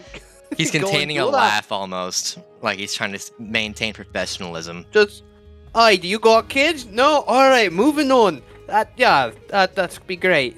You probably Oh. get through a couple of houses before you get punched. Yeah. When will Baden not be busy? Bane's always busy. Are we able to set up like a Yeah, an time appointment? or day to meet Kind of with make him? an appointment. Do you have a secretary? Let me check real quick. You see, he walks over to the door. He cracks it open a little bit. He peers around the corner and he's like, "What? Yeah. But give me a perception check." You're not talking to anybody.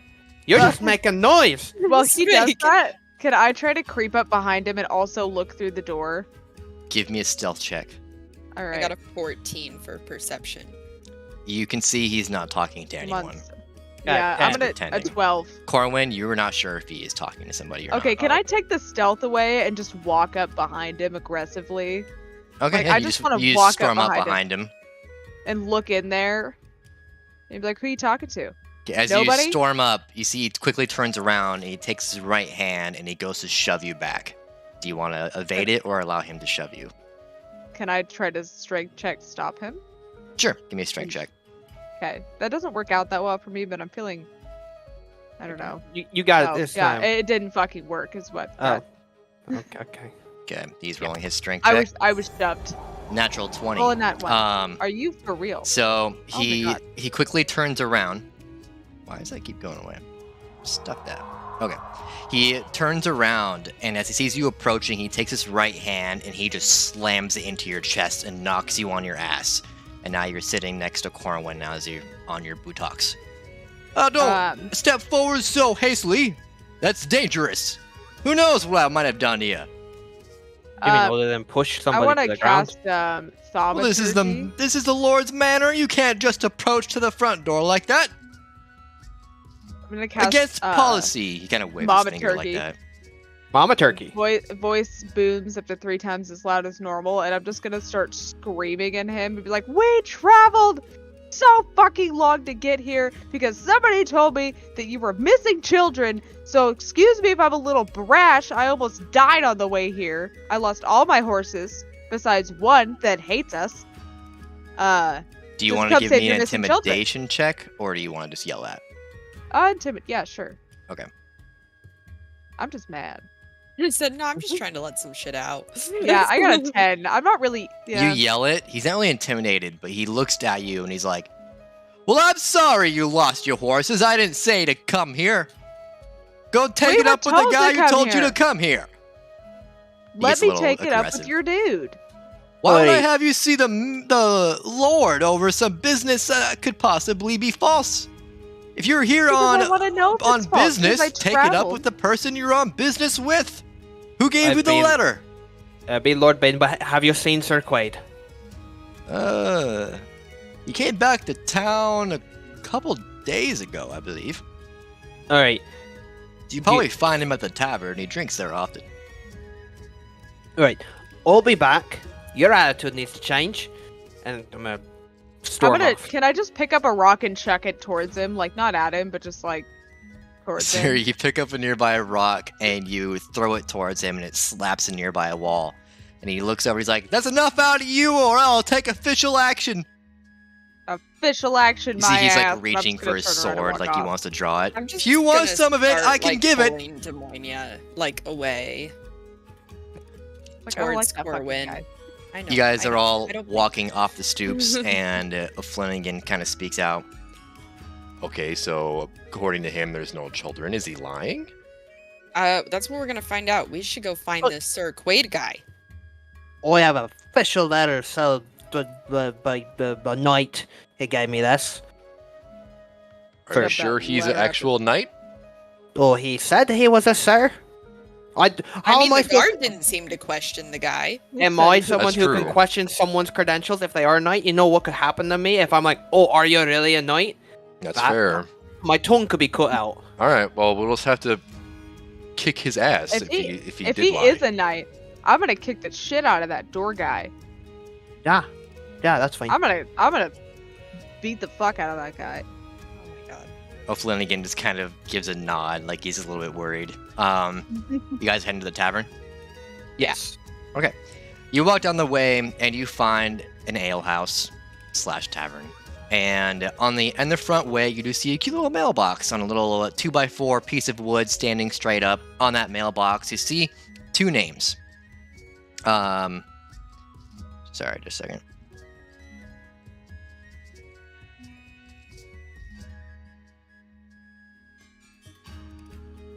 Okay, you see 2 names written with like some red paint, and it says Mr. and Mrs. Weber.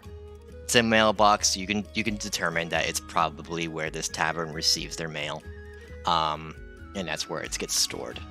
As you walk past the mailbox, you head towards the tavern ale house, and you walk to their front doors. You creak open the doors, and you can see it's pretty prosperous. There's people sitting at tables. They're chatting, hanging out. There's some conversation happening.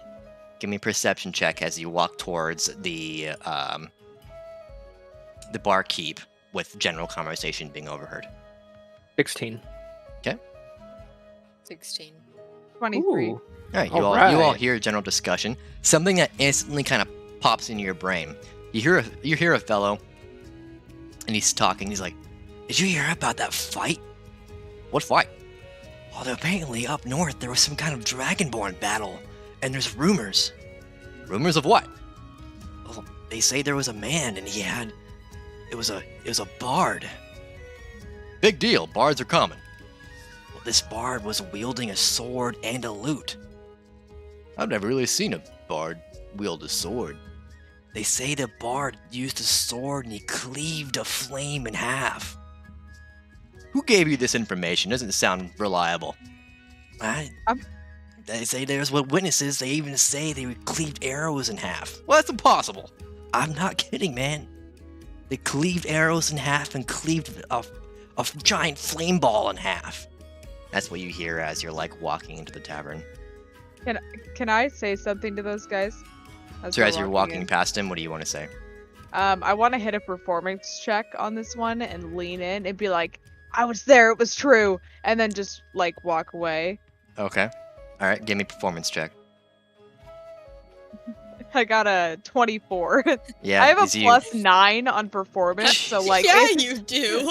Holy shit. You lean in and you say that. How do you say it? lean in and be like, I was there. Everything you said was true. And then I'm just gonna like dash back into the people and walk away. You all see as you dash dramatically. back away from them, the gnome that was talking about the rumor quickly turns around. He's like, "Oh my god, what?"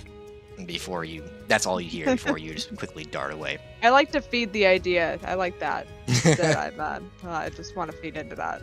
You guys approach the bar counter in the barkeep. You see a more stoic gentleman, probably in his later 60s, with a white beard, blue eyes, and slick back black hair. As you approach, he speaks, welcome, what can I get ya? A man. The small one. A small man, that comes in plentiful in these parts. Looking for Sir Quaid. Like for sale. Sir Quaid is, he comes around here often. Hey, do we got a Sir Quaid up here? And you hear in the very back, towards the back end of the tavern, yo!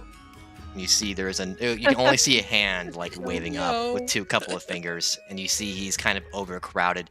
And as you turn around and you get a full idea of the entire tavern, you can tell this village and town seems to be mostly gnomes and humans. Alright, I'm just gonna chat with him, or could I get 2 ales? Yeah, 2 ales, that'll be, let's say 3 silver. Yeah, sure. And you Give him hand 3 over silver. 3 silver, and he pours 2 ale glasses, slams them on the counter, and he says, I hope you appreciate our rendition of Ever Clever, and slides it over on the counter to you. Gratitude, alright. Make his way to the back where the dude said, yo. Alright, you make your way back. Is everybody following suit? Yeah. Okay. I want to get a glass of water. You get a glass of Then I'll water. You follow. collect a glass Yeah. of water and you follow. Fantastic. Flanagan also does grab an ale. You guys meet the gnome in the back corner. You see his Quaid, and he's like, Hi! What's up? Did you find the village Hi. okay? Liar. I found it just fine. I'm gonna take a seat and give him the ale. Small issue when trying to meet with Lord Baden. What's the issue? The guard there. When I showed him the letter saying that we are sent here to look for Lord Baden's child, he said Lord Baden's never had a child. As you say And that, the he children looks are at you. not going missing in this village. That too. You see, he looks at you somewhat confused, and he's like, You never had a child.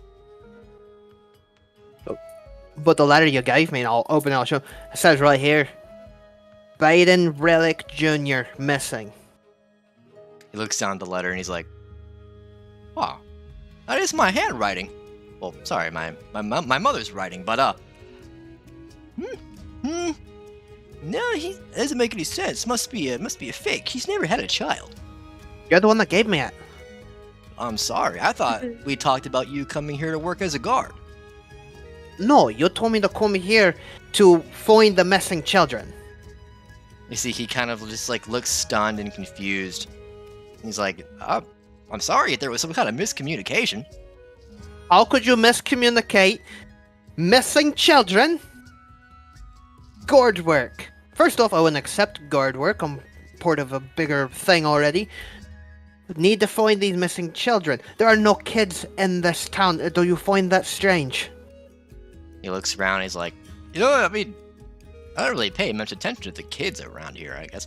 I mean, You Can't literally look- told he me to looks come here around because of missing kids. I never said such thing! I don't remember saying anything like that. You literally told me, come here, Baden, Relic, Junior, missing. We were told to come here because there were missing kids. Are you I'm trying sorry. to tell me that there aren't missing kids? Why the fuck Not am I to my here? knowledge. Oh, okay. Can you get me a meeting with Lord Baden? I need to talk to this person directly about this. See, as you're conversating and the voices kind of get raised, two individuals approach behind you. An older man and an older woman, both gnomes. They're held hand in hand. Cute couple. Aw. You know, long white hair on the girl.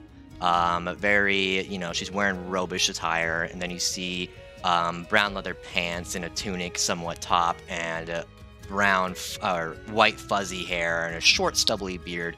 And it's an older gentleman. And he goes, "Is there a problem here?" No, there's not a problem trying to get something clarified. Have you noticed anything strange going on in Baden? As you say that, Quaid instantly kind of talks over you, and he's like, "Hi, Mr. and Mrs. Quaid," or sorry, Mr. and Mrs. Weber. Hope you're having a fine day today. I'm gonna look Say over at they- him and be like, "You're not part of this conversation," and look back over at the little adorable gnome couple. You see, Mr. Weber chimes in. He's like, "You need to speak with the Lord." Yeah, I would like to speak with Lord Baden. Official business. I mean, I could try to help you, but I don't. Lord Baden doesn't really speak with many of the locals. Well, luckily I'm not a local. Oh, well, I mean, Word. how urgent is it? What's going on?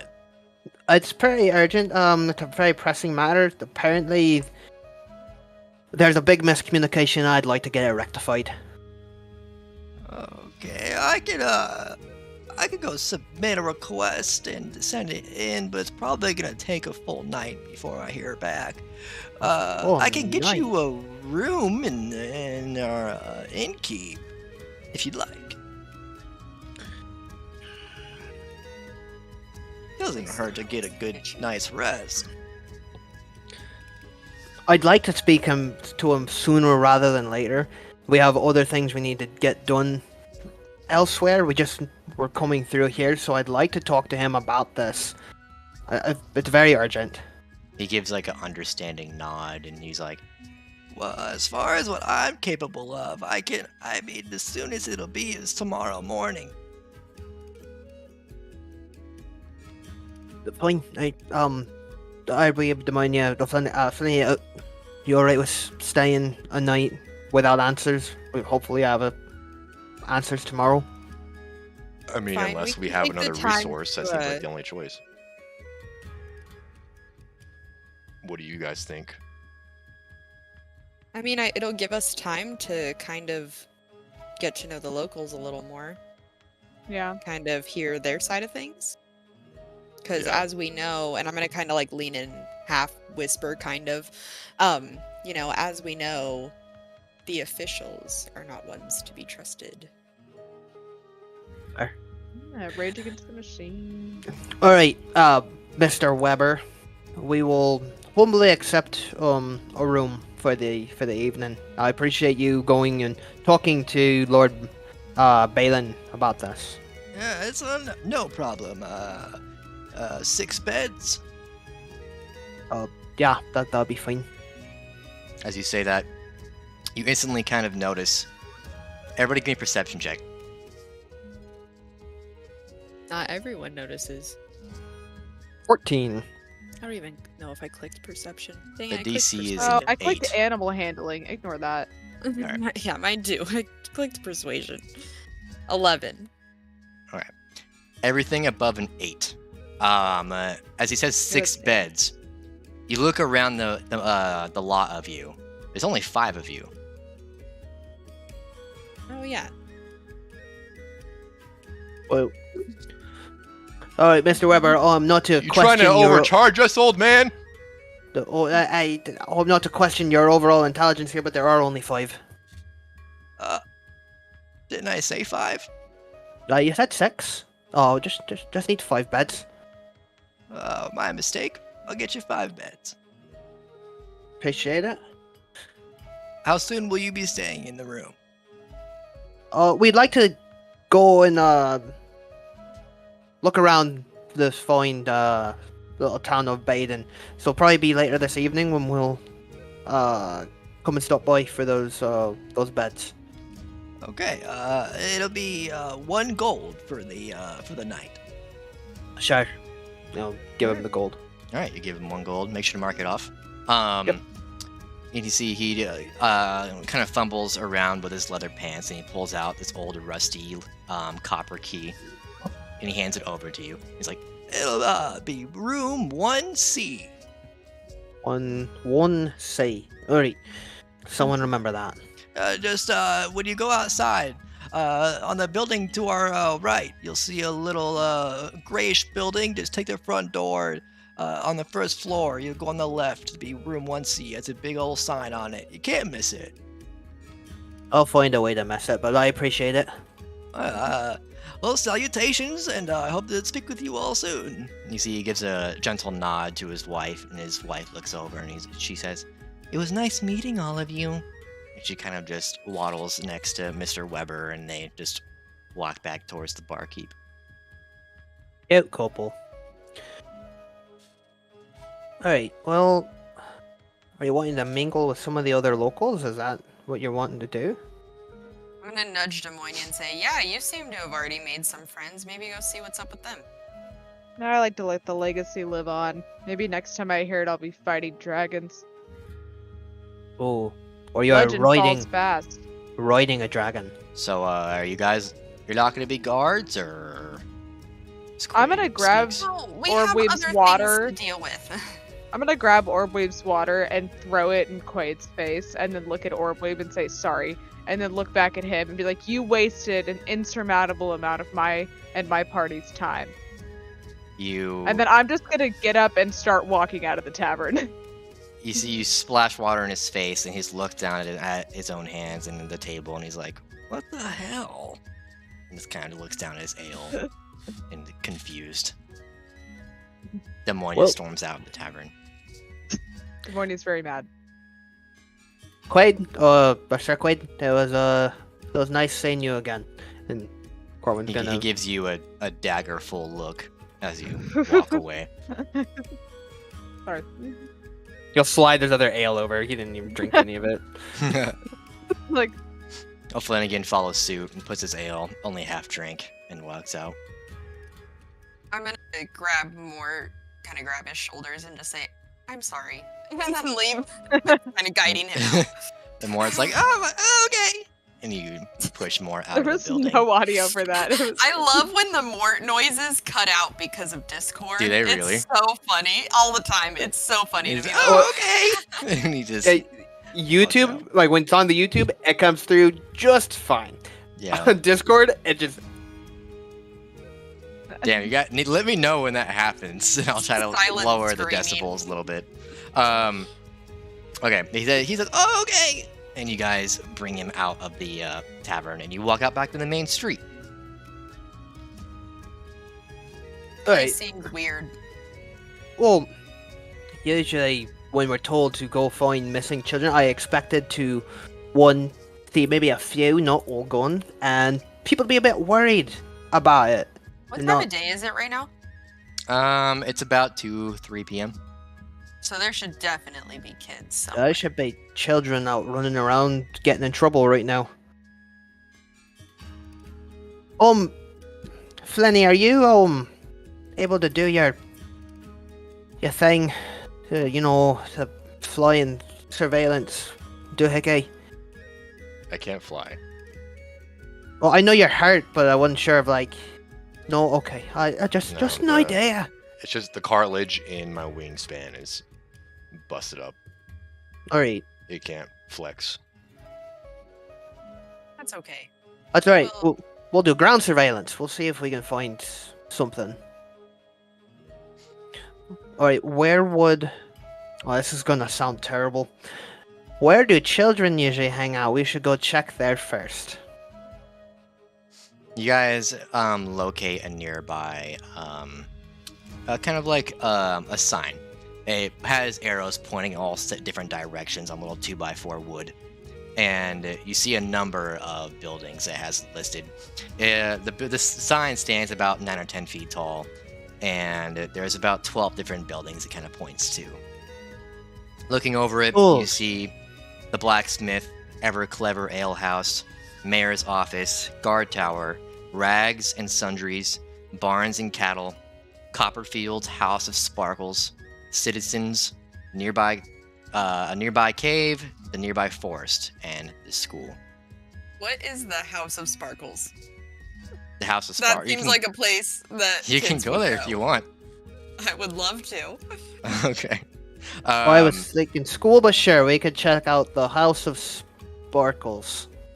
You guys find the House of Sparkles from the signage, and you approach, and you see it has these like platinum stooping steps that go up to a porch, and it has these dangling orbs, purple, with somewhat of like a sparkly star inside that seems to be radiating light. The front door is oaken wood with a transom in the middle and some bars covering it, and a somewhat gold painted handle for a knob. Do we knock or we just go in?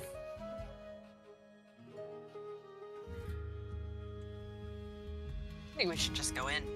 All right, Corbin's gonna just walk Just in. walk on in. All right. Before Orbweeb walks in, she's gonna bend down to Mort and say, "Hey, you need to hold my hand while we're here. I think kids are going missing, and you're a kid, so we gotta make sure we're cool." I'm just gonna grab his hand and waltz in behind Corwin. He just kind of goes, "Okay, I'll try to make sure not to I'll wander follow off." behind him. Good job. That's awesome, buddy. Okay. You walk in, and you see shelves of books and mysterious bottles of liquid. Some have fumes spewing from them, some don't. And then you see a very old man, a gnome. He looks to be about his 80s, maybe even early 90s. And he is kind of just like almost like his whole body is vibrating as he's walking over to his shelf. And he has like one eye somewhat squinted and one eye fully open. And he's reaching out for a book, and he's like, "Oh, come here!" And he pulls off this book, and he kind of just starts thumbing through it. And then he starts just waddling back over to his desk. Annika, how much time do you have? We have 40 minutes. 40 minutes? Yeah. Okay. All right. So he starts waddling back over to his counter, and as you guys walk in, you see the floor is made of oak wood board. It kind of creaks as you walk on it, but he doesn't even notice. If you look up, you can see the ceiling seems to be almost like a mist, and there seems to be like a sky of stars, like almost like there's a magical effect above you.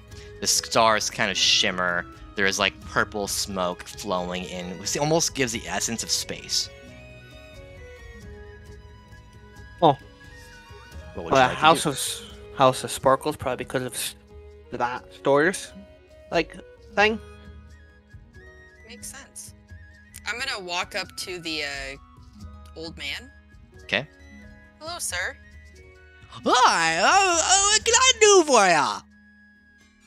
Hey, I'm just passing through here, and I kind of, as you can see, I have a child, and I heard that there were children missing in this town, and I just wanted to make sure I was safe here. So I've been going door to door to a few different businesses to kind of get some perspective on that. Oh my god, that's terrible. Who's missing? I don't know. I've heard that children have been going missing here, and I just wanted to know if you've heard anything about it. I haven't seen or heard anything, but I'll make sure to keep an eye out. As he's saying this, you can Thank see you his so whole much for your body's help. kind of shaking a little bit from just old age. Word. Well, thank you so much. I appreciate your help. Yeah, it's no problem. Do you like to buy anything? Oh. Maybe later. And I'm gonna give him a little wink. Okay, I hope to see you later. See you later. I'm just gonna start walking away Okay, you start walking with away. Mort. You That see, was as a- you're walking away with Mort's like pointing up to the ceiling. He's like, "Oh, that's so cool!" Super cool, dude. I love it. Yep, time to go. Yeah, we can go. I just wanted to see what the House of Sparkles was. Okay. That's fair. You Apparently they sell books. and like bottles of liquid that have smoke. Jeez. You guys walk out of the shop and walk down the steps, and you're back in the main town roadway. All right. Okay, I let's think go to the school. Much more reasonable. just an idea. That's a good idea. You make your way towards the school, and you can see there's a small little schoolyard before you find the main building. In the schoolyard, you can see like a little slide, little teeter-totter, a little bit of like a circular sphere-like climbing cage, and then you see the doors to the main school. The front doors to the main school just have a big board nailed up over the front door. Does it say 'Cause anything? There's no kids here. As you walk up, you do see there is a piece of paper written on this Okay. 2x8 piece of wood going across the doorway. Is it Can I take it common? and try and read it? It's in Gnomish. Oh, Perfect. I I was gonna say, I Oh. don't think I know that, but it's worth checking. I don't. I have know. Yeah. I'm gonna take the paper from Corwin, and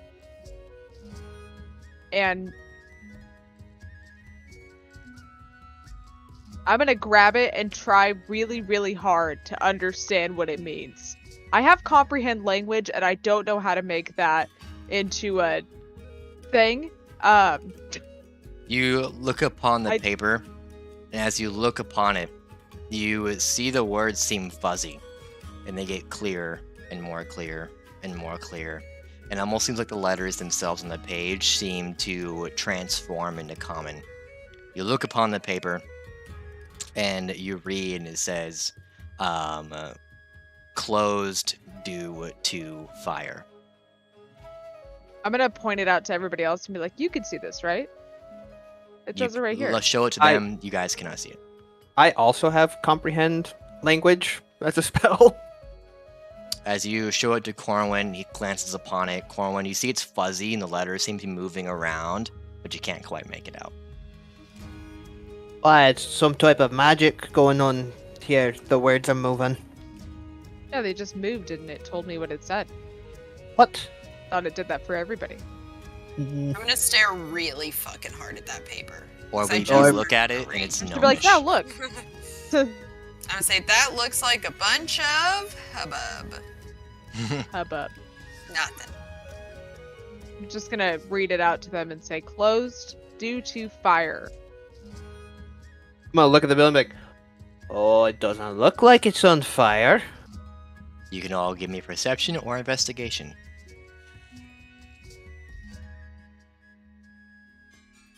"19." Nope, ignore that. I'm trying to intimidate the building. I rolled a nat one. Where are you on fire? Where were you on Anything- fire? Where are the kids? Anything above a 12, you do notice that there is no sign of fire damage to this building. So even if we rolled under a 12, it's exactly what we assumed. I think this town's a big old fibber. I'm gonna start walking around the building and seeing if there's any spot that I can break into. Real quick, Natanya, can you try something real quick for me? Take your microphone, and it kind of seems like it's like down towards your chin like this. Try putting it like at the level of your mouth. I want to see something. Okay, talk. Does this seem to help? That sounds a lot better. Okay. Oh, okay. So it kind of before it sounded like you're on like a walkie-talkie. Okay. So Annika, what are you doing?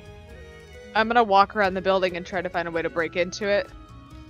Okay, you walk gonna look around the at the- building and you're kind of following this chain link fence as you go around, and you see every window seems to have a board on it. The windows look fine, but there is still a 2x8 on every single one nailed in. Hastily, Are they don't the- seem like they tried very hard, but It is Are not. the windows at a spot that I can reach them at, or are they too They're high? about 8 feet up.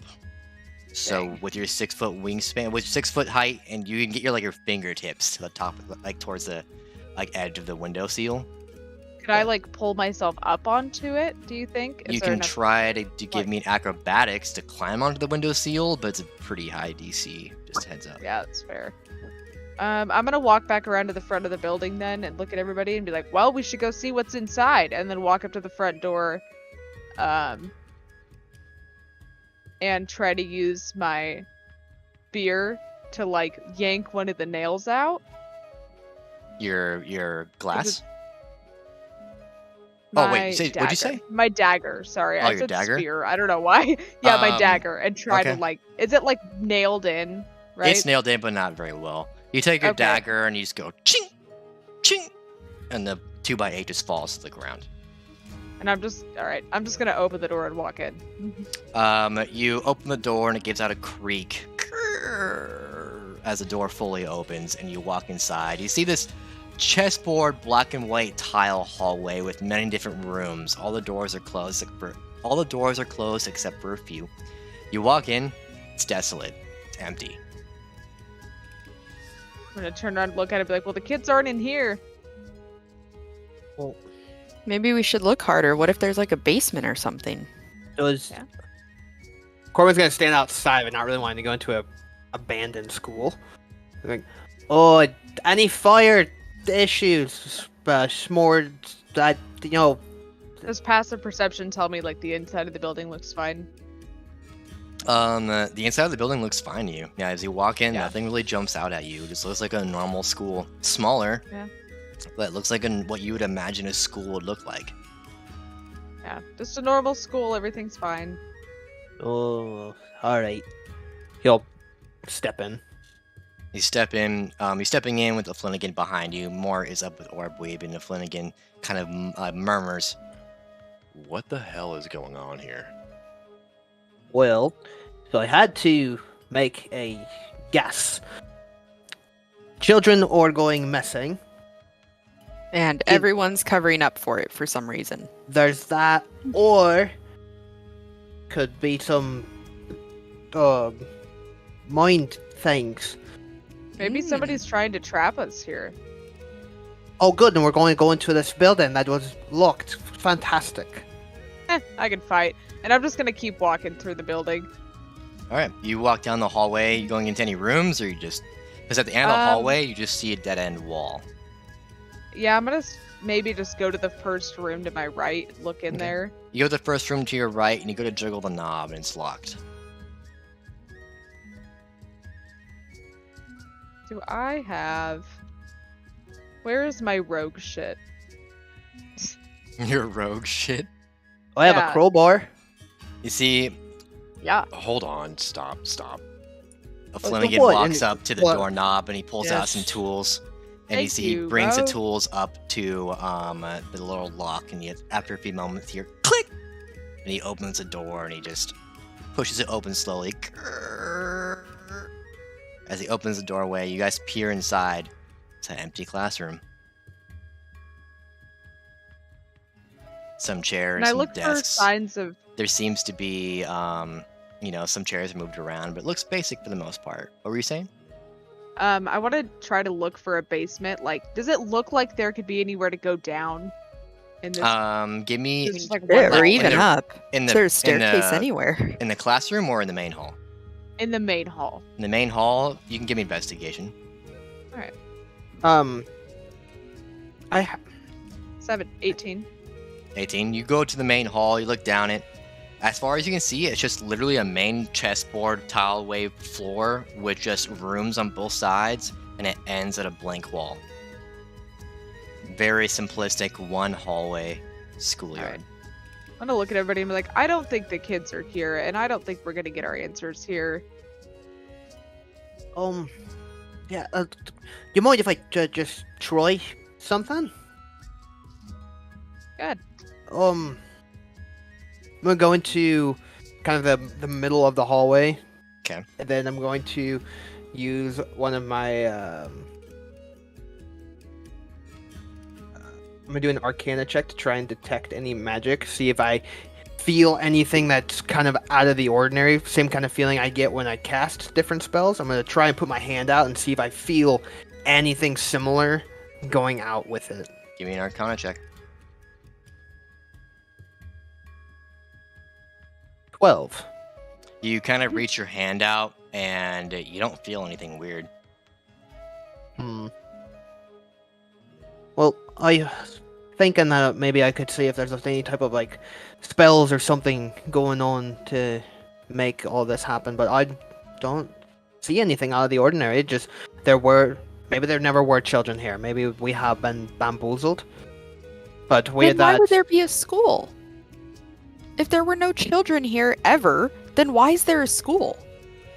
Well, I think we should get out of this building and cover our tracks. I'm gonna close the classroom door we were in and wipe the knob off with my robe.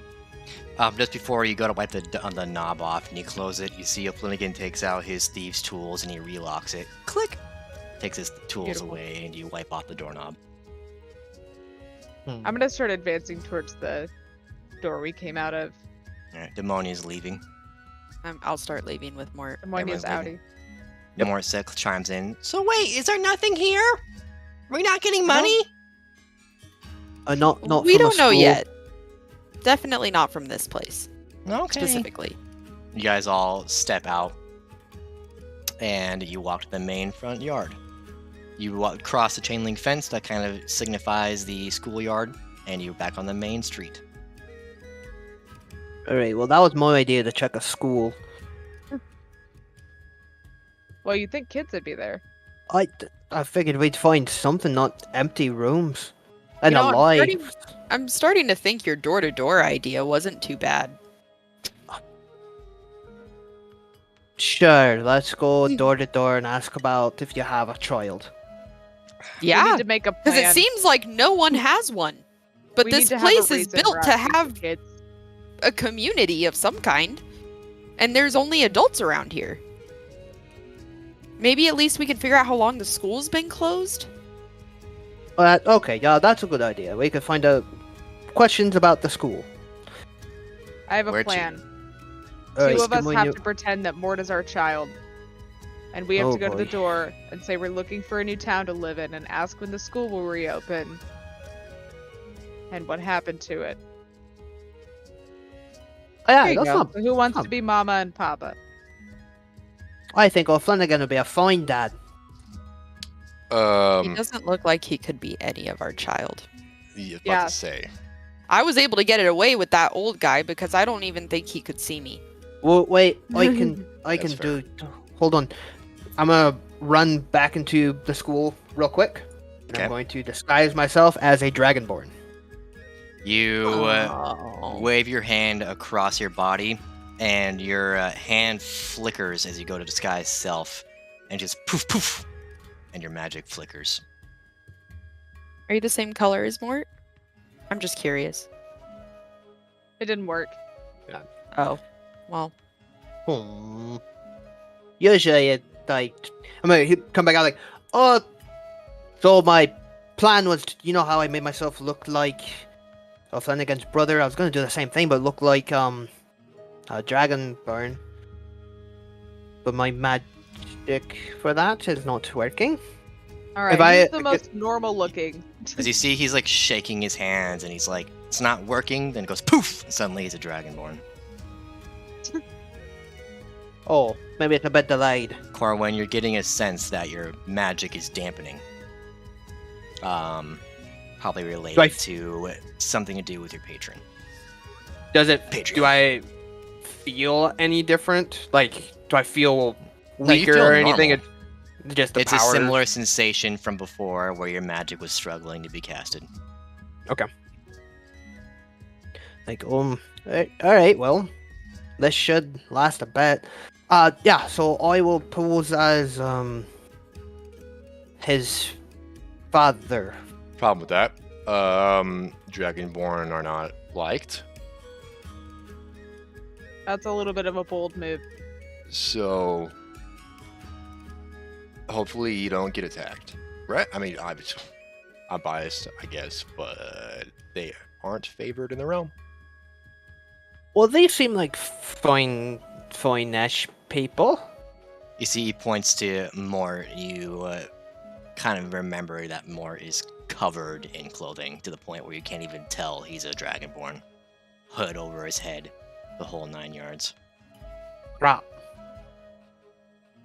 Well, I'm like this for the next hour, so... So you're my We dad had now? their stories We go play pretend? Sure. Call... I'll go by, Henry.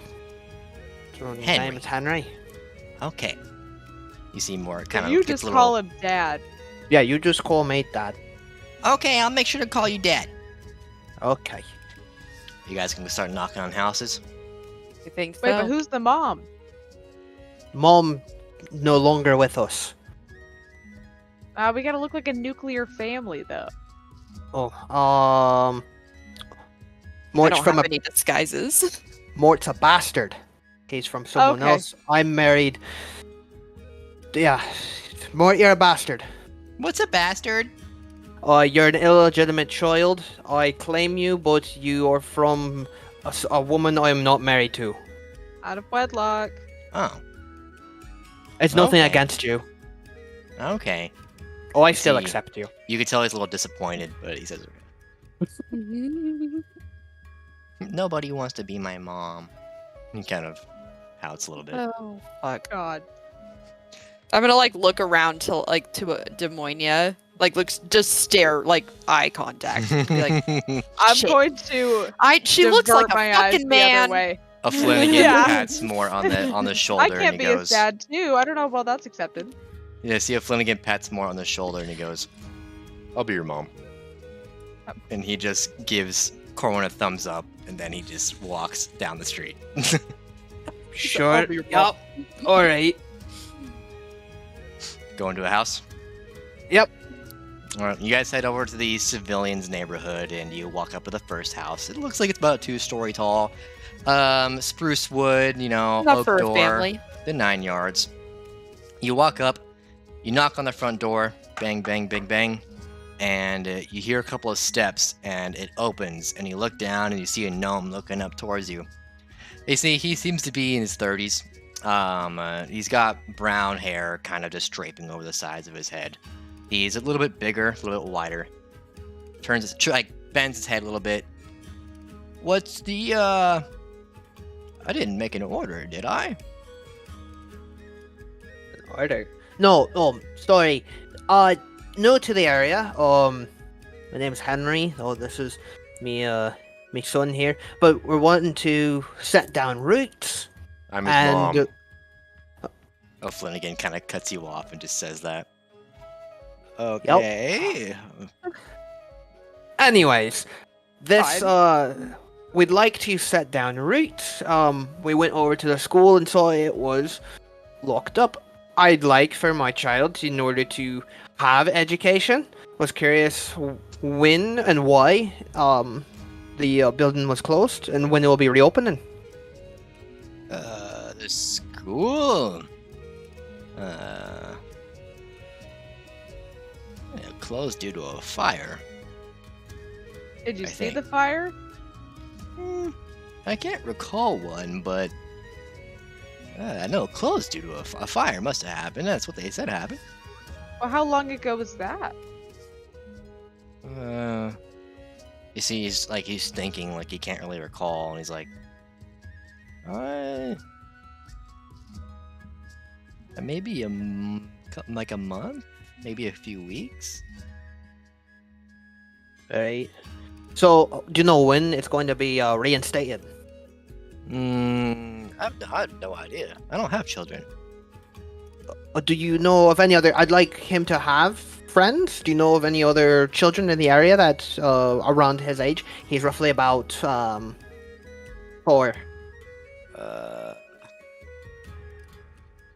You see, he's pondering to himself, and then he says, I think the Lanas had a son, I think? Alone? He Yeah, seems where are they unsure. at? Well, they're just a few houses down. He points down the road. Oh, perfect. Yeah, we'll go chat with them and see if we can set something up. Appreciate your time. Hopefully we'll be seeing you again. Okay. He seems confused and then just shuts the door in your face. It's fair. Nice people. All right. You walk This down a place few is houses to the one weird. he pointed to, and you walk up the stoop, and you knock on the door, bang, bang, bang. A couple moments pass by, and then a woman, human, opens the door. Seems to be in her late 40s. She has long black hair and a somewhat drawn-out face, bags under her eyes. She looks like she hasn't slept in days. She opens the door with these dead eyes and just looks at you and says, "Can I help you?" Hi, my name's Henry. New to the area. I'm wanting to lay down roots. I heard that this is my son and his mother.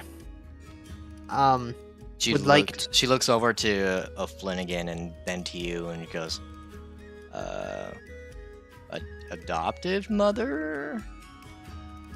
Aarakocra no. and Dragonborn don't make a Dragonborn. What? No, sorry. Mart's he's a bastard. So, but I still accept him. Oh. Okay.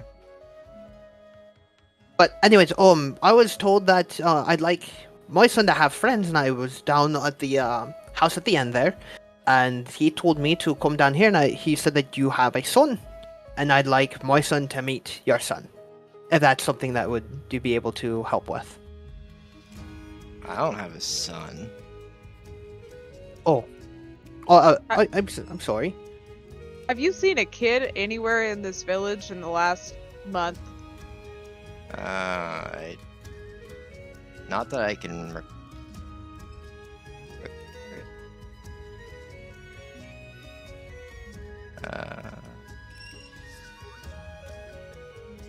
I don't think so. You see a tear kind of swells up in her eye. What can I do? What can I do? Mom, are you How can I alright? correct her? Yeah, I'm okay. Yo, The tear breaks from the eyelid and streams down her cheek, and she goes, "Oh, that's weird." Kind of rubs her face. how long have you been in Baden? 15 years. Okay. In the past 15 years, have you seen many children come and go through here? Not really. Do people just not have families here? I don't really question it. You see all of her Good. motions, her looks in her eyes. She just seems lifeless. I'm Well, going to. I would rip my left knee out and give it to someone to have detect magic right now. I have dispel magic. I think I'm just gonna be ballsy here, and cast dispel magic. DC is 10 plus the spell's level, so 13. Is that from the blade? It is, and I'm holding the blade. Okay. You hold the blade in your hand and you feel a vibration, and the voice returns to your mind. What is going on? I'm gonna turn away from all of them, so I don't look like a nutbag, Okay. and say, "I need your help. With? I need you to tell me if there's magic here. I think some people are being held captive in their minds."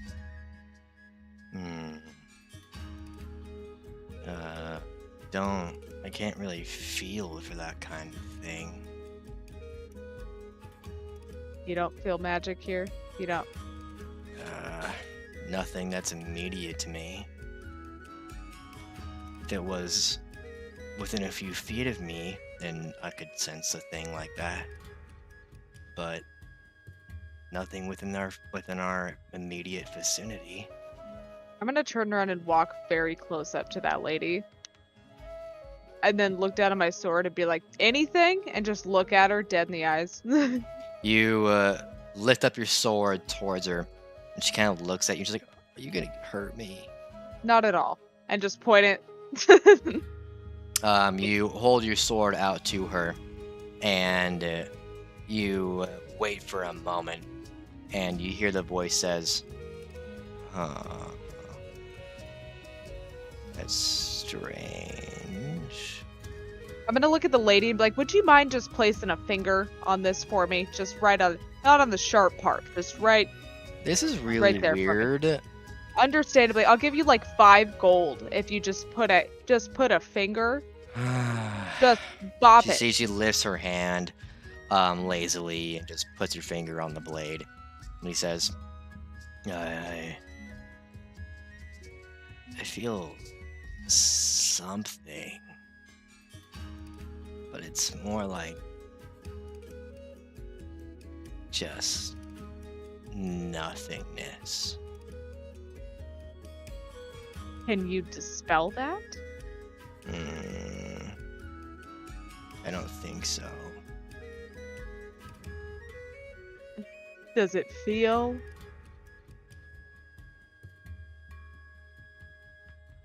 Like, does it feel magical?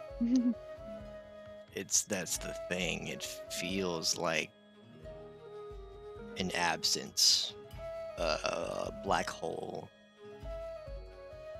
But this lady is not protruding magic.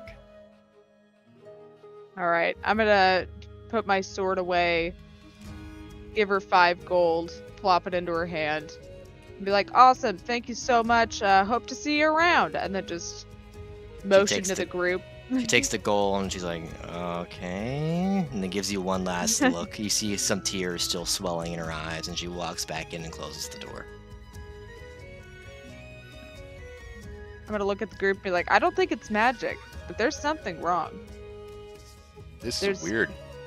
There's an absence within these people. There's nothing. All my sword could feel was nothing. That's what okay. I was curious on why you drew a sword to the woman. Yeah, I just talked didn't to want my to question sword. you. Yeah, I know. I Weird, wasn't just gonna hurt her. Pointed it at her. Yeah. Got a little worried there for a second.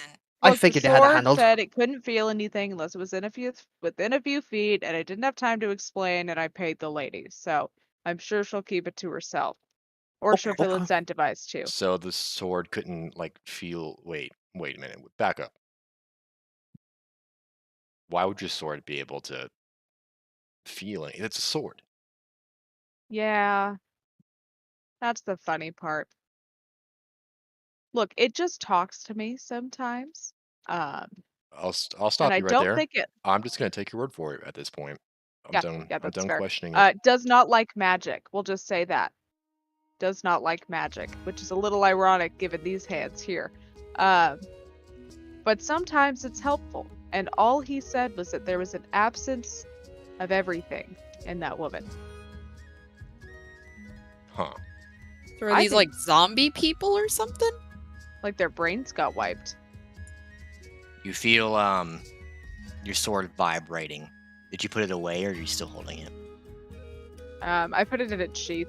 Yeah, you can feel it vibrating at your side, like it's calling to you.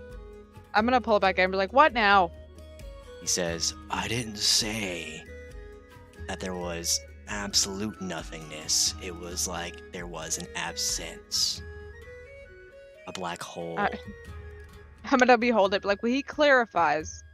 It's like a black hole, an absence of something. And I'm gonna look at this room and be like something's been taken?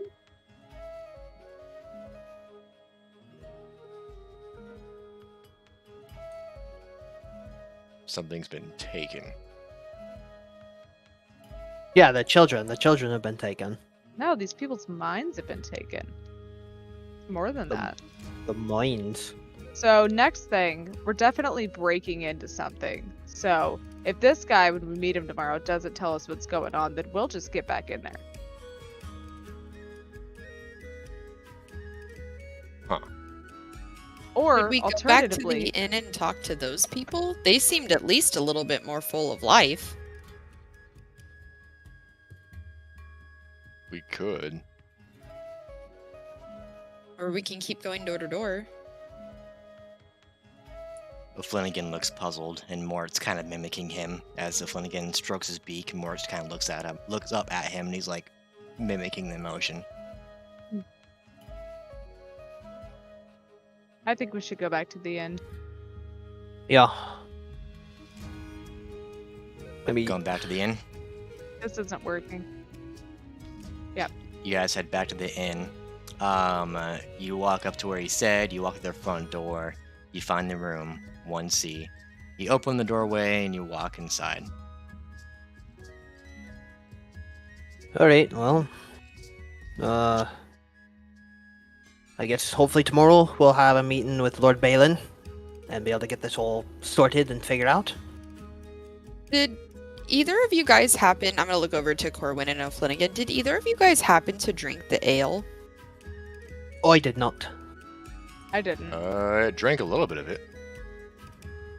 Okay. Oh, like half a glass. Okay. This place, it's known for its ale. Mhm. And I would assume the people that live here drink it often. We need to find an Alcoholics Anonymous group in the village because they wouldn't drink the ale. Right. I was So gonna just say I think we should try to avoid at least the ale here. Because if they're doing something to these people, I would assume it's through that. That's a very good point. Makes sense. I mean, drinks are That poison also all means the that time. O'Flanagan, if you start feeling weird or empty or the absence of something at any point, let us know. I'll try. Sword was vague. I'll try. Or if you start forgetting that you're Mord's mother, I don't know. He'll never forget that. Better not. He made a commitment when he said that. We're in this together now. Oh, I'm committing to the role. I'm committing. What'd you guys like to do? Oh, I'm gonna take off my armor and stuff and clean it before going to sleep. It's Alright. been a hot minute since I've done that. Okay. Fair. Demonia or Weep? I'm just going I'm to head gonna- up to my room. I'm gonna head actually to the tavern. Because I'm assuming it's not super late in the day yet. Okay. You're going to bite the tavern. Everybody else is going to bed? Yep. Okay. Yeah. I have like 5 minutes. So if Okay. you'd like to, you can AFK my character if you guys want to continue, and I could just say my character went to the tavern. No, if it's you guys okay. wanna do We'll any wrap more it up in a searching. second. I figured we could just start the next session. Or I can actually just stay in the end and we can start the next session the next morning if you want.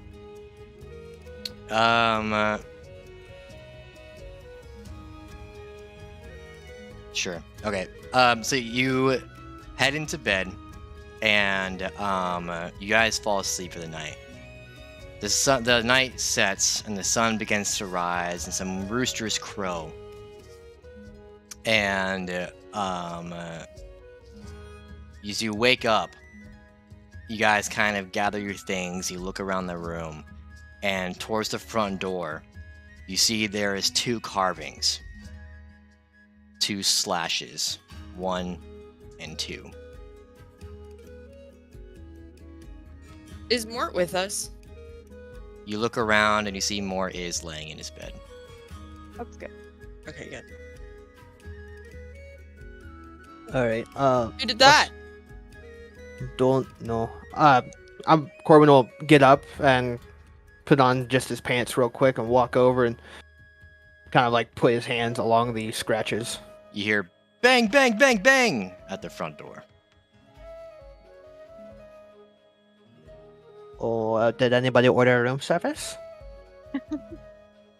No. No. Okay. Hey, Funny, you want to get a knife ready? Just in case. I'm gonna open the door. All right, he draws I'm his gonna dagger. get my dagger ready too. You open the door and you see Mr. Weber. He looks up to you, a little stern face, a little angry. He says, "Hey! You paid for 1 night. You've been here for 2!" And that's where we'll end the session. Interesting. What the heck is up with this place? My goodness. I'll give you your other 5 coin. Jesus. Oh my god, dude. I got it on me. Like, Like, relax. We also only stayed there for 1 fucking night, so. so crazy. So crazy thing.